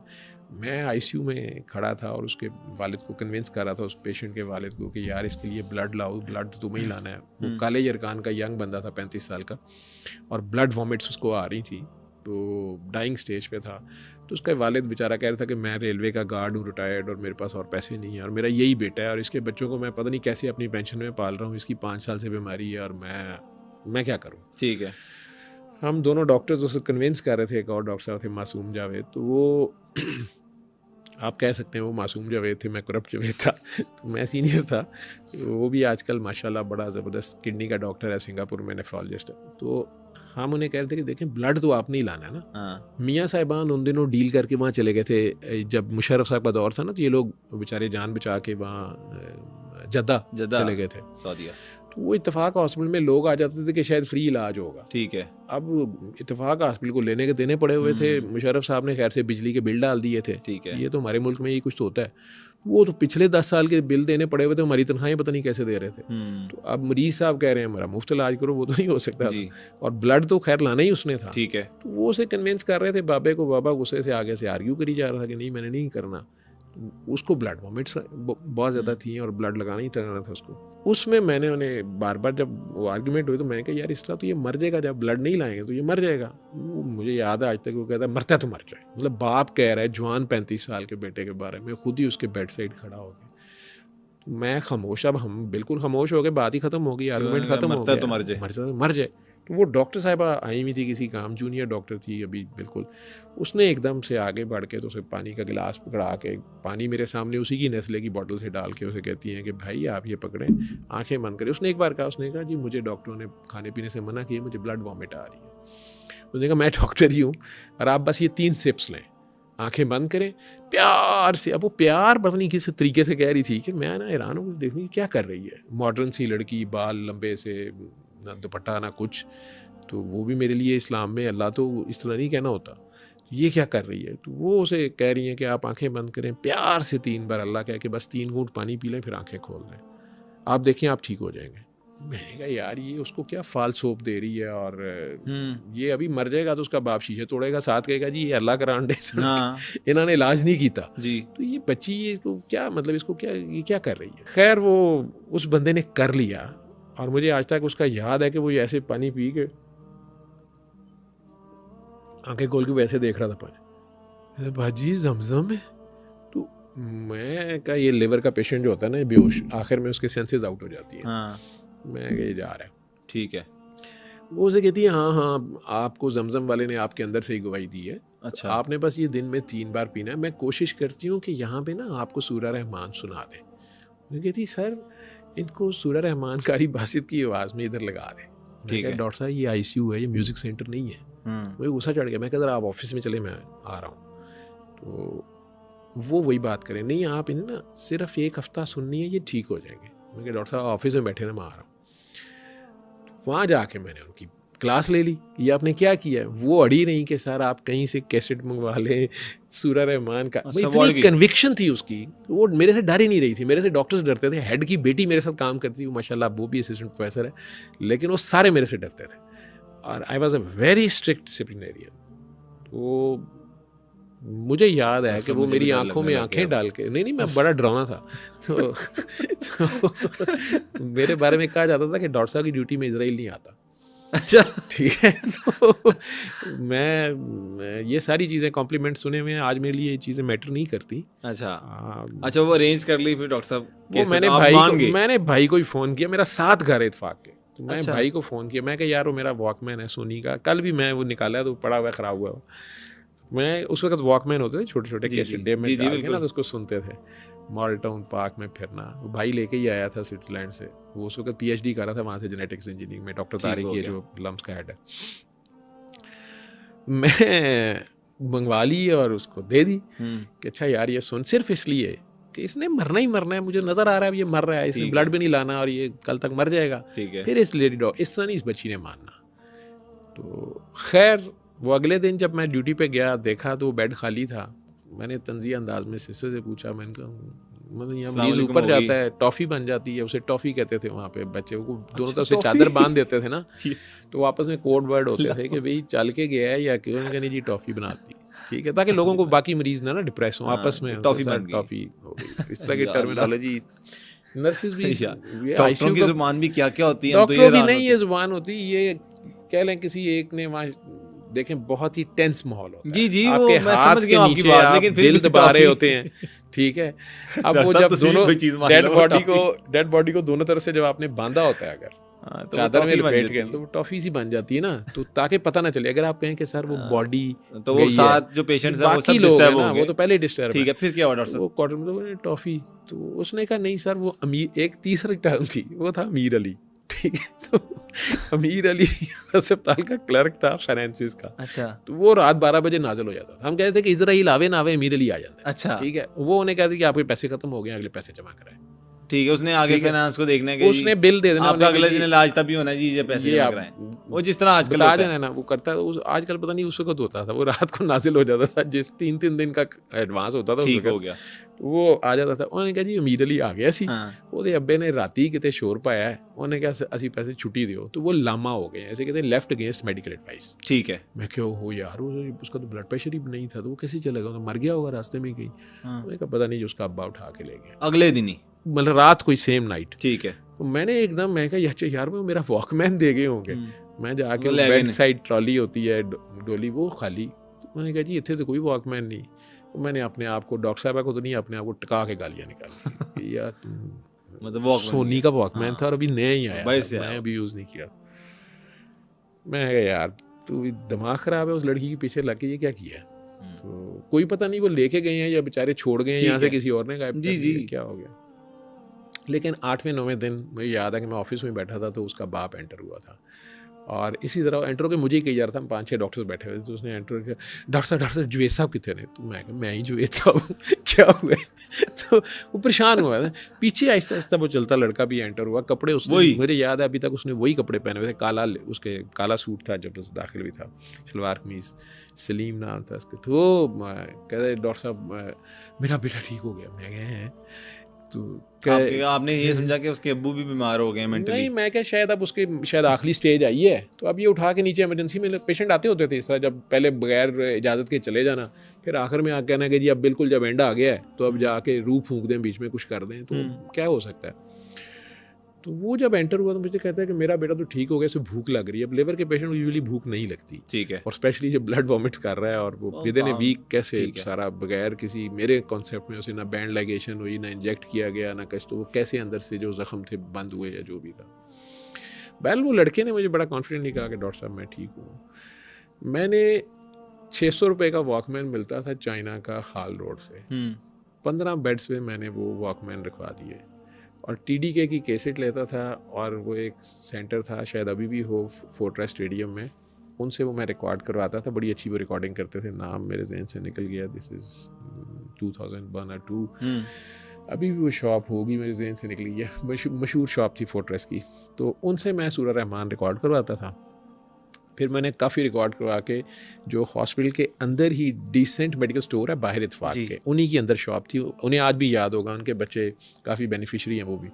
अच्छा। तो वो मैंने कैसेट्स उनके पास मेडिकल स्टोर पे रखवा दी। तो ICU के पेशेंट को जब आते साथ नर्सेज लिख के देती थी ना कि ये दवाइयाँ नीचे से ले आए अब आप, ठीक है, वो नीचे जाते थे तो ICU के शॉपर में वो एक कैसेट डाल देते थे। तो अमूमन अटेंडेंट्स ने ऊपर आके बड़ा हैरान हो के कहना जी ये दवाइयाँ दी हैं, एक कैसेट भी देती है ना, इसका क्या करना है। तो वो उन्हें कहना जी ये वॉकमैन पड़ा है और ये दिन में 3 बार आपने लगानी है, इन्हें सुनवानी है, ये हेडफोन से और ये सारा कुछ। उसमें बड़े तजर्बे हुए इस कौम के, वहाँ से कई हेडफोन गायब हुए, ठीक है मैं समझ गया, वो तो होने ही थे, कैसेट साथ किसी ने अपने गाने सुनने शुरू कर दिए। हाँ, वो मुझे वो डिसेंट वालों ने कहा, उन्होंने एक छोटा सा म्यूजिक सेंटर साथ खोल लिया था, उन्होंने छोटी सी एक शॉप में उन्होंने रखा, वो म्यूजिक सेंटर था, वो मुझे रिकॉर्डिंग कर देते थे। उन्होंने मुझे कहना शुरू किया, उन्होंने कहा डॉक्टर साहब ये TDK की कैसेट, वो ज़रा महंगी आती थी 35 रुपए की, पता नहीं की। उन्होंने कहा कि डॉक्टर साहब छड्डो परे, ये तुसी उत्ते मरीज लैके जाता है। शाम ਨੂੰ ਥੱਲੇ ਉਹਨਾਂ ਦਾ ਕੋਈ ਅਟੈਂਡੈਂਟ ਆਇਆ ਹੁੰਦਾ, ਕਹਿੰਦਾ ਯਾਰ ਇਹਦੇ ਤੇ ਲੱਤਾਂ ਤੇ ਗਾਣੇ ਕਰਦੇ, ठीक है। तो TDK की कैसेट इस काम यूज़ हो रही है। तो ये हमने ना सूरह रहमान, ये हमने वो सोनिक की या फलानी कंपनियां होती थी EME या पता नहीं की, ये हमने कैसेट्स रख ली हैं, आप यही दे दिया करें। TDK की वजह से ना कराओ जरा, तो ये TDK की कैसेट है, उस पर रिकॉर्डिंग हो जाएगी तो सारा। तो वो बहरहाल ये सारे तजर्बे हुए, तो मैंने खुद नहीं सुनी अपने लिए, ना मैंने सोचा किससे, मैं सिर्फ वही कर रहा था कि अब ये पेशेंट मतलब फ्लो में चल रही थी चीज़ें। ICU में मरीज आता ही सीरियस है, वहाँ ऑलमोस्ट 70-80% लोगों ने मरना ही होता है, जो पाकिस्तानी ICUs हैं या जो भी हालात होते हैं। तो मेरा था कि अगर कोई ड्रामेटिक रिजल्ट्स आएंगे देखी जाएगी, नहीं तो ये डॉक्टर साहबा को मैं कहूँगा कि इधर आओ ना ज़रा, अब ये बताओ ये क्यों नहीं ठीक हुआ, ये क्यों नहीं ठीक हुआ। वो एक मरीज जो ठीक हुआ है वो तो प्लेसिबो इफेक्ट है, कोई भी हो जाता है, पता नहीं क्या हुआ है। वो बहरहाल 5-6 माह इस काम में गुजर गए।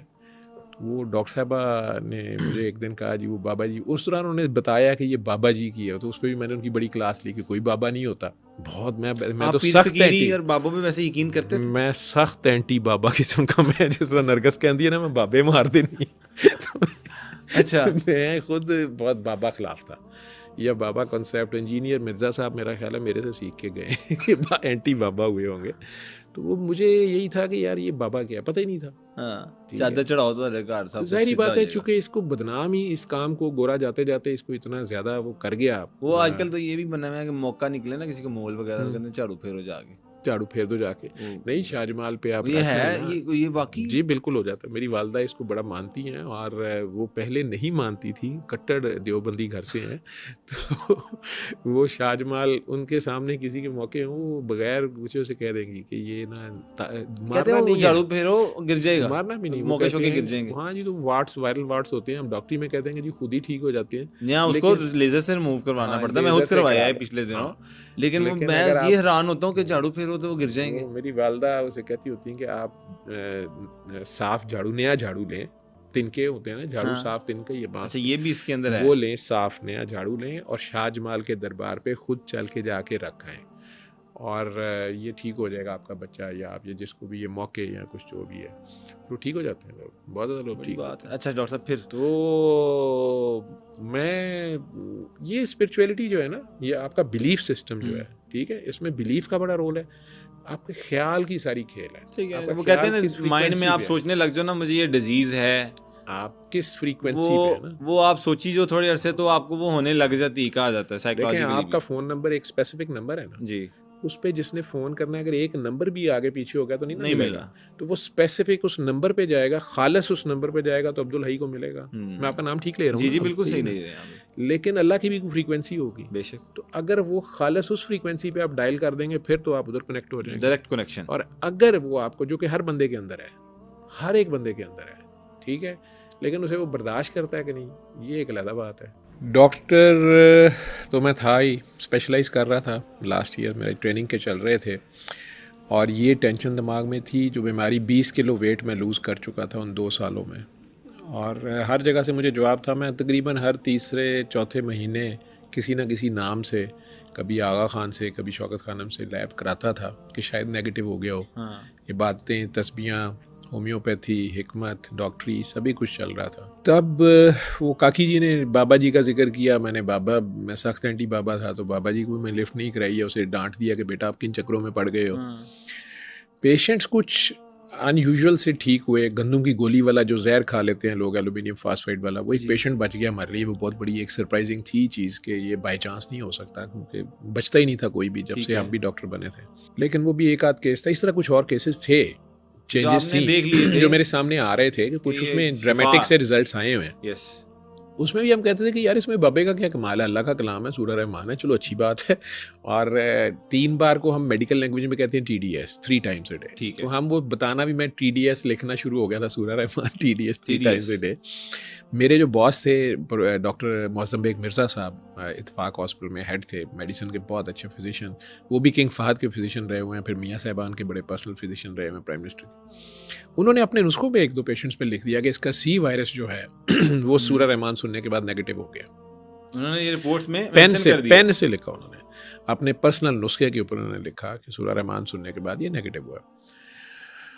बहरहाल मुझे उन्होंने कहा कि काकी जी ने मुझे कहा, उनका नाम था डॉक्टर मैमूना सुल्तान अब वो डॉक्टर मैमूना इमरान है, रियाद में हेड ऑफ द डिपार्टमेंट है, वो भी कंसल्टेंट है, बड़ी UK की डिग्रियाँ उनके पास सारी, पाकिस्तानी UK की डिग्रियाँ, बड़ी डिग्रियाँ, फेलो हैं। तो उन्होंने मुझे कहा कि वो बाबा जी आपसे मिलना चाहते हैं। मैंने झाड़ पिला दी, मैं कभी मैं नहीं मिलना, मैं भी मिलना चाह रहे हैं। ऊपर से उन्होंने जब मुझे कहा ना कि बाबा जी नांगे फकीर हैं, तो मैं समझा कोई नंगा बंदा बैठा होगा, मतलब ये क्या तरीका है, और आपसे मिलना चाह रहे हैं, और मिलना चाह, क्यों मिलना चाह रहा है, मैं नहीं मिलना।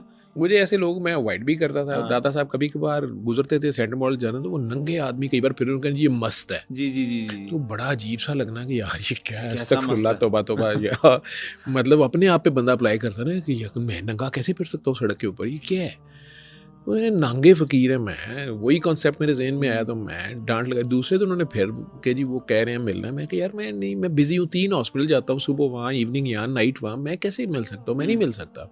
तो तीसरे दिन उन्होंने मुझे कह दिया कि ये बाबा जी का फ़ोन है। मैं क्यों सुनूँ फ़ोन? उन्होंने कहा वो आप सुन रहे हैं, अब उधर आवाज़ जा रही होगी, मैंने पकड़ लिया। मैंने कहा जी हेलो, तो आगे से ऐसे आवाज़ आई जैसे किसी बंदे ने कोई पूरी बोतल शराब की पी हो या शदीद नींद में हो। हेलो, मैं कहा जी अस्सलाम वालेकुम। वालेकुम सलाम, बेटा बाबा क्या हाल है? मैं कहा जी ठीक हाल है। तो बेटा बाबा वो मैं आ जाऊँ मिलने या आप आते हो? मैं कहा यार ये मान ना मान, मैं तेरा मेहमान ही। तो साथ ही कहते मैं आप सोच रहा, मैं यार इसने पी हुई है, ये क्या है, ये कौन है बंदा, ये क्या है? मैंने कहा जी असल में मैं तो 3 हॉस्पिटल्स में जाता हूँ, तो चलो मैं आ जाता हूँ। मैं क्या नहीं, मैं हाजिर हो जाऊँगा। तो कल मैं रात 8 बजे घर में जाने का मेरा टाइम होता है जी, मैं 8 बजे फारिग होता हूँ। 36 घंटे की मेरी ड्यूटी होती है दोनों हॉस्पिटल्स की, तीनों से मैं फारिग होकर निकलता हूँ। तो 8 मेरे पास रात 12 बजे, मतलब 12 घंटे होते हैं, 8 से सुबह 8 तक का जी। तो मैं फिर आ जाऊँगा, तो आप जगह मुझे बताते हैं। हाँ ठीक है, ये काकी बता देगी। तो बहरहाल वो जब पता चला जी कि वो हीरा मंडी जाना है, तो मैं फिर से उकड़ गया कि यार ये क्या है। खैर वो कहा कि नहीं आपने एक नांगे ऊपर से हीरा मंडी। ठीक है, मैं जिंदगी में हीरा मंडी एक बार गया था, जो शादी थी, तो मैं डे टाइम पे खुसा लेने गया था। बस वो सारी जिंदगी ऐसी सारी जेड़ा फड़िया जाए ठीक है, या शामी फड़े गए थे फज्जरे फावे खान गए। वो बहरहाल वो मैं भाई को मैंने कहा, छोटे को, वो सारा एड्रेस समझाया, तो उसके साथ गया था फर्स्ट टाइम। छोटा भाई था मेरे सबसे छोटे, दोनों ट्विंस में से एक कामी। बाबा जी के पास गए, भाटी में उनका घर था, वो भाटी में फिर आ गए हुए थे। ठीक है, वहाँ उन्होंने मुझे, मैं मिला, उन्होंने जाते साथ ही साथ दरवाज़ा खोला, फर्स्ट फ्लोर पे उनका घर था, छोटा सा घर बाटी में, वो जाली वाला दरवाज़ा खोल के मेट्रो से कहते हैं पागल डॉक्टर आया। मुझे बड़ा गुस्सा चढ़ा, मैं कहा यार ये ग्रीट करने का क्या तरीका है कि मुझे पागल कह रहे हैं। तो खैर उन्होंने बैठाया, यही दुआ मुझे करने को कहा, भाई को भी, और भी कुछ लोग बैठे हुए थे।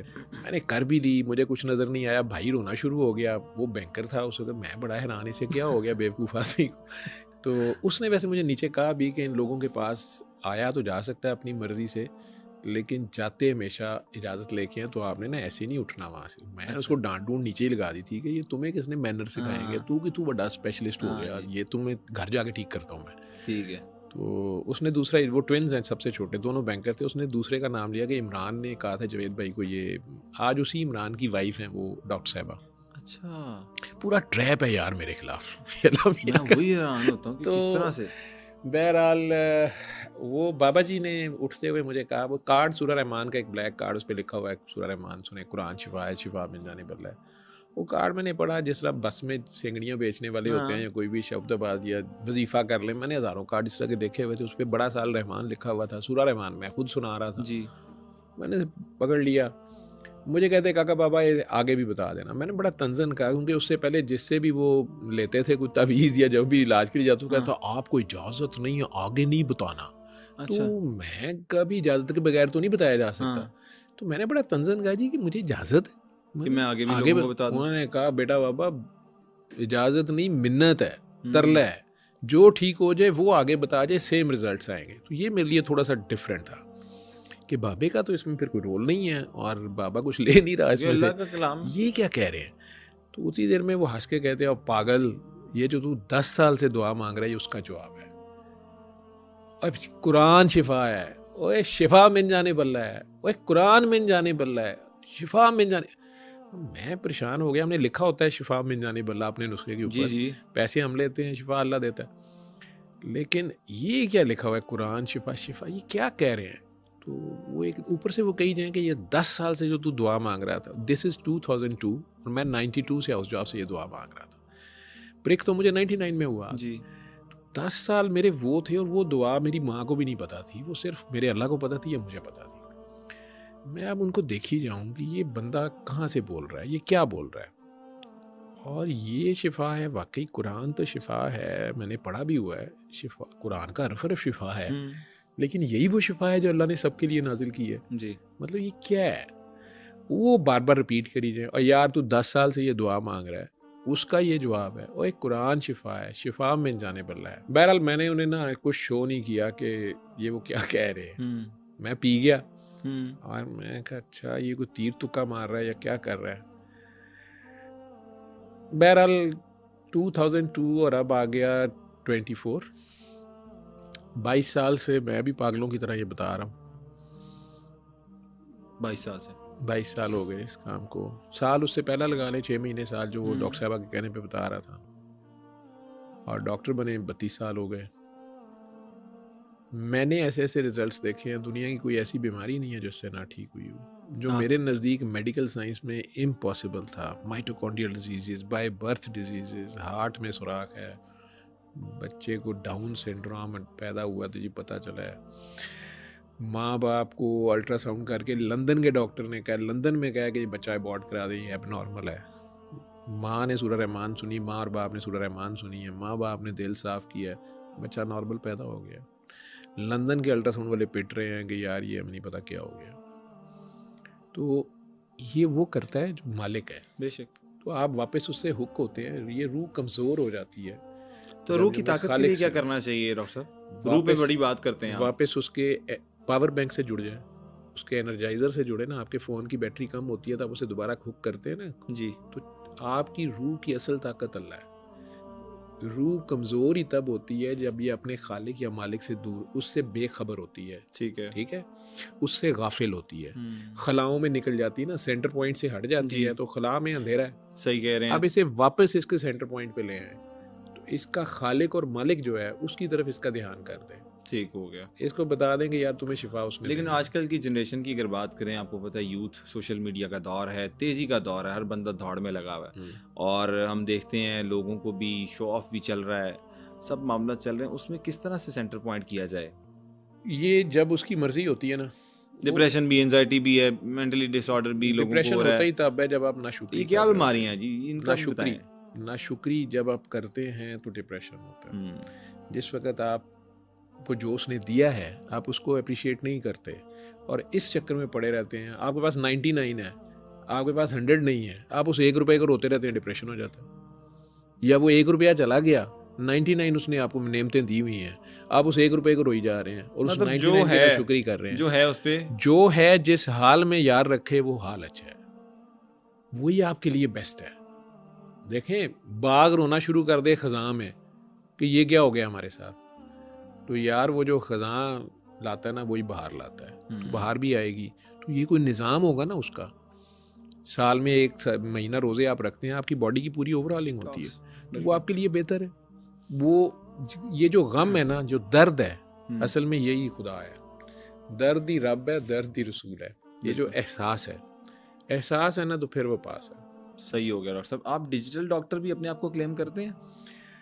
डिजिटल अगर आप टेलीफोन के हिसाब से कहते हैं, टेक्सटिंग के हिसाब से कहते हैं, तो सारा दिन मेरे से फ़ोन पे ये मुफ्त मशवरे ही चल रहे होते हैं। डॉक्टरी के भी चल रहे होते हैं और दुआ के भी चल रहे होते हैं। लेकिन आपका सोशल मीडिया भी बड़ा स्ट्रांग है, क्या इससे पैसे भी कमाते हैं आप? नहीं, मैं इसमें से 1 रुपया नहीं। जिसने आगे बताना है उसने फीस बिल्ला बताना है, फिर रिजल्ट ज़बरदस्त आते हैं। अगर कोई पैसे लेके बता दे तो पैसे उसके लेके भी results बता नहीं। दे तो कोई बात नहीं, रिजल्ट्स भी मिल जाते हैं, लेकिन पेमेंट उसको खुद ही करनी पड़नी है।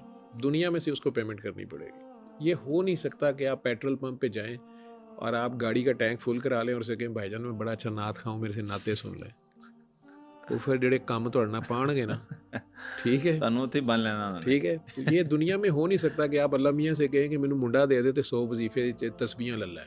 नहीं नहीं, ऐसे नहीं होगा, ठीक है। तो दुनिया की चीज़ क्या, दुनिया में आपको मटेरियल का मटेरियल में आंसर देना पड़ेगा आपको। ठीक हो गया, ठीक है ना। जैसे आप दुनिया में जो भी आप काम करते हैं उसके कॉन्सिक्वेंसेस हैं। मकाफाते अमल, उस मकाफात अमल को आप कह लें कि वो आपको यहाँ पे मटेरियल में ही वापस करना पड़ता है ना। दुनिया वाले तो नहीं छोड़ते। आप किसी की गाड़ी ठोक दें पीछे से और उतर के उसे कहें कि चले मैं आपको 10 सिपारे मैंने सुबह ही पढ़े हैं, मैं आपको हदिया करता हूँ, लेता है वो तो कहेगा पुत्र मैं अगू नहीं आ रहे हैं तेरी गड्डी ठोकर, देखी जाए होगा कि नहीं होगा। ऐसे ही है। या किसी के बच्चे को आप खाम खा गाड़ी हिट करके मार दें और फिर आप उसे कहें कि भाईजान मैं अपने हज का सवाब आपको देता हूँ, वो लेता है? नहीं लेगा। इसी तरह ये दुनिया में दुनिया की चीज़ देनी पड़ेगी और आप दुनिया के लिए दुनिया की एफर्ट करें और वो करनी है आपने, ये अल्लाह का हुक्म है। और जो आपको अल्लाह ने दिया है दुनियावी मीन्स के लिए भी, उसको भी खाम खा थ्रो अवे ना करें। वो भी उसका दिया हुआ, उसको एक्नॉलेज करें और उसको सेंसिबली यूज़ करें। किसी की हेल्प भी करनी है, अब किसी नशई को आप पैसे पकड़ाएंगे ना तो वो नशा ही करेगा जा जी। आपने बड़ी हेल्प करनी है तो उसको खाना खिला दें, बर्गर दे दें उसको, उसके पाँव में जूती नहीं है उसे जूती ले दें। पैसे पकड़ाएंगे वो नशा करेगा, ये हेल्प नहीं है उसकी। बिल्कुल सही कह रहे हैं। प्रोफेशनल बैगर्स को मैं ये गलती करता रहा हूँ, मैंने बाबा जी से ये भी सीखा। तो कुरान की आयत है ये कि तुम्हें जो कुछ मैं दे रहा हूँ इसे नादानों के हवाले ना करो। हर चीज़ की गाइडेंस है उसकी। डॉक्टर साहब ईद का मौका है, तो कल ईद गुजरी है, पहला दिन था, आज दूसरा दिन है, तो ये बताएं डॉक्टर साहब कि ये आपके पास कौन कौन से और किस किस तरह से पेशेंट्स आते हैं? लोग आधा बकरा पूरा बकरा खा जाते हैं, ये इनके साथ फिर बाद में जो होता है कि हॉस्पिटलाइज्ड, हमें पता चलता है हॉस्पिटलाइज्ड हो गया जी, वो बकरा खाया है इसने, रात कढ़ाई खाई है, मटन या जो भी बीफ कर लें, जिस तरह की। मेरे पास तो वैसे वो भी आते हैं जो पूरा मुल्क खा गए हैं, तो बकरा खाना तो आप बेचारा बकरा किसी ने खा लिया तो क्या हो गया साल के बाद, मतलब एक बंदे को सारी जिंदगी नहीं मिला। तो वो ये सदियों की भूखे हैं कईयों की। वो तो ठीक है जिस तरफ आप जा रहे हैं, लेकिन मैं इसी तरफ आ रहा हूँ। ईद यार हम भी बकरे ही हैं, हमें भी खा गए लोग, तो वो ज़िबा भी कर गए। तो वो आते हैं, वो तो ज़ाहिरी बात है उन्हें या वॉमिटिंग बदहजमी हुई होती है और ये तरीकेकार बता दें डॉक्टर साहब कि अगर हार्ट अटैक हो जाता है ये ईद पे से, कोई तरीकेकार बता दें कि किस तरह से खाएं, अगर आपने खाना भी है और उसको कितने तरीकों से खाया जा सकता है। सिर्फ ईद पे नहीं, आप अब अगर अब लेट हो गया, ईद का दूसरा दिन है, अब तो लोग खा बैठे हैं, आ रहे हैं, इमरजेंसी हमारी चल रही है तो ईद हो, हर रोज़ ईद है, अगर रब की ईद है, ठीक है, तो अल्लाह को सामने रख के खाएं, अल्लाह को साथ रख के खाएं। उसने आज दे दिया यार, कल भी दे देगा, तो अपने नबी को सामने रख के खाएं, ठीक है। सरकार दो आलम सल्लल्लाहु अलैहि वसल्लम को रख के खाएं। उनका पेट नहीं था बड़ा हुआ, मुझे उन तोंद नापसंद थी। तोंद नापसंद थी उन्हें। मुझे तो उन उलमा पे होता है ये कैसे सरकार का फेस करेंगे जिनकी तोंद है बहुत बड़ी, चले बीमारी से हो गई है लेकिन वो बीमारी क्यों हुई है। तो कुरान आप कह रहे हैं कैसे खाएं, कुरान में इसकी गाइडेंस है। चाहे वो इबादत है, वो हिलाल हलाल भी है ना, ठीक है, खाने की चीज़ है या बीवी है आपकी या कपड़े हैं आपके, तो वो कह रहे हैं कि इसमें इसराफ मुझे पसंद नहीं है। आप हलाल को भी ओवरडू ना करें, ठीक है। तो अगर आपके पास पैसे हैं तो कीजिए जी, साल दे 100 उम्र ही करी जा रहे हैं, हाँ जी, ठीक। वो आपने इसराफ खाने पीने का, तो आपने खाने पीने में भी यार कल भी मिल जाएगा, तो थोड़ी हवा की जगह छोड़ दें, चूँकि वो ऑक्सीजन भी जानी है अंदर जी। दिल को भी चलना है, वो भी बिल्कुल साथ बैठा हुआ है। तो अगर दिल भी दब गया, इतना मैदा फूल जाता है लोगों का, और दिल की और मैदे की एक नाली कॉमन है। कई बार मैदा फारिग टाइम पे वो हार्ट को सपोर्ट कर रहा होता है। अच्छा। हाँ, तो कई लोगों को, हार्ट के पेशेंट्स को आपने देखा होगा, खाने के बाद उन्हें एंजाइना हो जाता है, ठीक है। तो अब बहुत ज़्यादा जब मैदे को काम करना पड़ेगा तो वो तो दिल को ठंड करा देगा, ठीक। और दिल बेचारा जो है उसने मैदे को भी सपोर्ट करना है, ब्लड फ्लो। आपका जो दिल है ना, इस पे तरस खाया करें। इसमें एक तो रब रहता है, ठीक है, अगर आप जगह छोड़ें तो उसमें, क्योंकि जहाँ रब होता है फिर वहाँ और कुछ नहीं होता ना। तो दिल जो है ये वो चीज़ है जो रेस्ट नहीं करती। हमारा 24/7 पूरा जिस्म रेस्ट करता है। एक फेफड़े, सोते में भी आप सांस ले रहे होते हैं और सोते में भी आपका दिल चल रहा होता है। आपका दिमाग भी रेस्ट, आंखें भी रेस्ट कर लेती हैं, आप कान रेस्ट कर लेते हैं, हर चीज़ रेस्ट करती है। उसी में आपकी इम्यूनिटी ग्रो करती है, लेकिन आपका वेट रिड्यूस होता है उसमें आपका, ठीक है। जो सोना है ना, वेट रिड्यूस करना है, नींद ज़रूर पूरी किया करें। अब मेरे घर वाले हंसना शुरू कर देंगे, मेरी बेगम, वो कहती हैं लोगों को सबक देते हो, अपनी जान पे जुल्म नहीं करते और सोते हैं, नींद आप पूरी नहीं करते। खैर तो मेरी कितनी देर की नींद है वैसे, अगर हम साइकिल पूछें नींद का? एक हेल्दी बंदे को, एडल्ट बंदे को, आप लोगों को 6 से 7 घंटे नींद मस्ट है। रात की नींद, रात की नींद, रात की नींद जो है ना, 10 बजे, 9-10 बजे के बाद, इशा से लेके सूरज फजर तक जो है ना, ये बेस्ट नींद का टाइम है। नेचर के मुताबिक है ना ये। आपके सूरज की वेव्स मैक्सिमम परे हैं, लाइट आपके सामने। साहबे कहफ क्यों सोते रहे? अल्लाह कहता है कि सूरज को मैंने डायरेक्शन दे दी कि वो उनकी गार की तरफ आता ही नहीं था। सही हो गया। तो वो वेव्स अंदर लाइट आती ही नहीं थी, तो वो सोए रहे, वो सोए रहे। वो मेलाटोनिन, वो सारा सिस्टम डॉक्टरी में है, सारी चीज़ साइंटिफिक। अल्लाह कर साइंस ही रहा है। साइंस इल्म वो है जो अल्लाह की हिकमत को आहिस्ता आहिस्ता जानने का है। इस्लाम के अंदर साइंस है, साइंस के अंदर इस्लाम नहीं आना, फिट होना। इस्लाम के अंदर ही पार्ट ऑफ इट एक साइंस है, हिकमत, जिसको वो समझा दे। ठीक हो गया। इसलिए इवॉल्व कर रहा है, नई से नई चीज़ हमें पता चलती है। तो जिन्होंने खाना खाना है, कोशिश करें कि वो एतदाल से खाएं, भूख रख के खाएं, हलाल खाएं, दूसरों को पहले खिला के खाएं, इससे बड़ा फ़ायदा होगा। डॉक्टर साहब बहुत शुक्रिया, आपने बड़ी डिटेल डिस्कशन की और बड़ा अच्छा लगा आपसे गुफ्तगू करके। उम्मीद करते हैं कि आपको ये ईद स्पेशल पॉडकास्ट बहुत पसंद आया होगा। नई एपिसोड में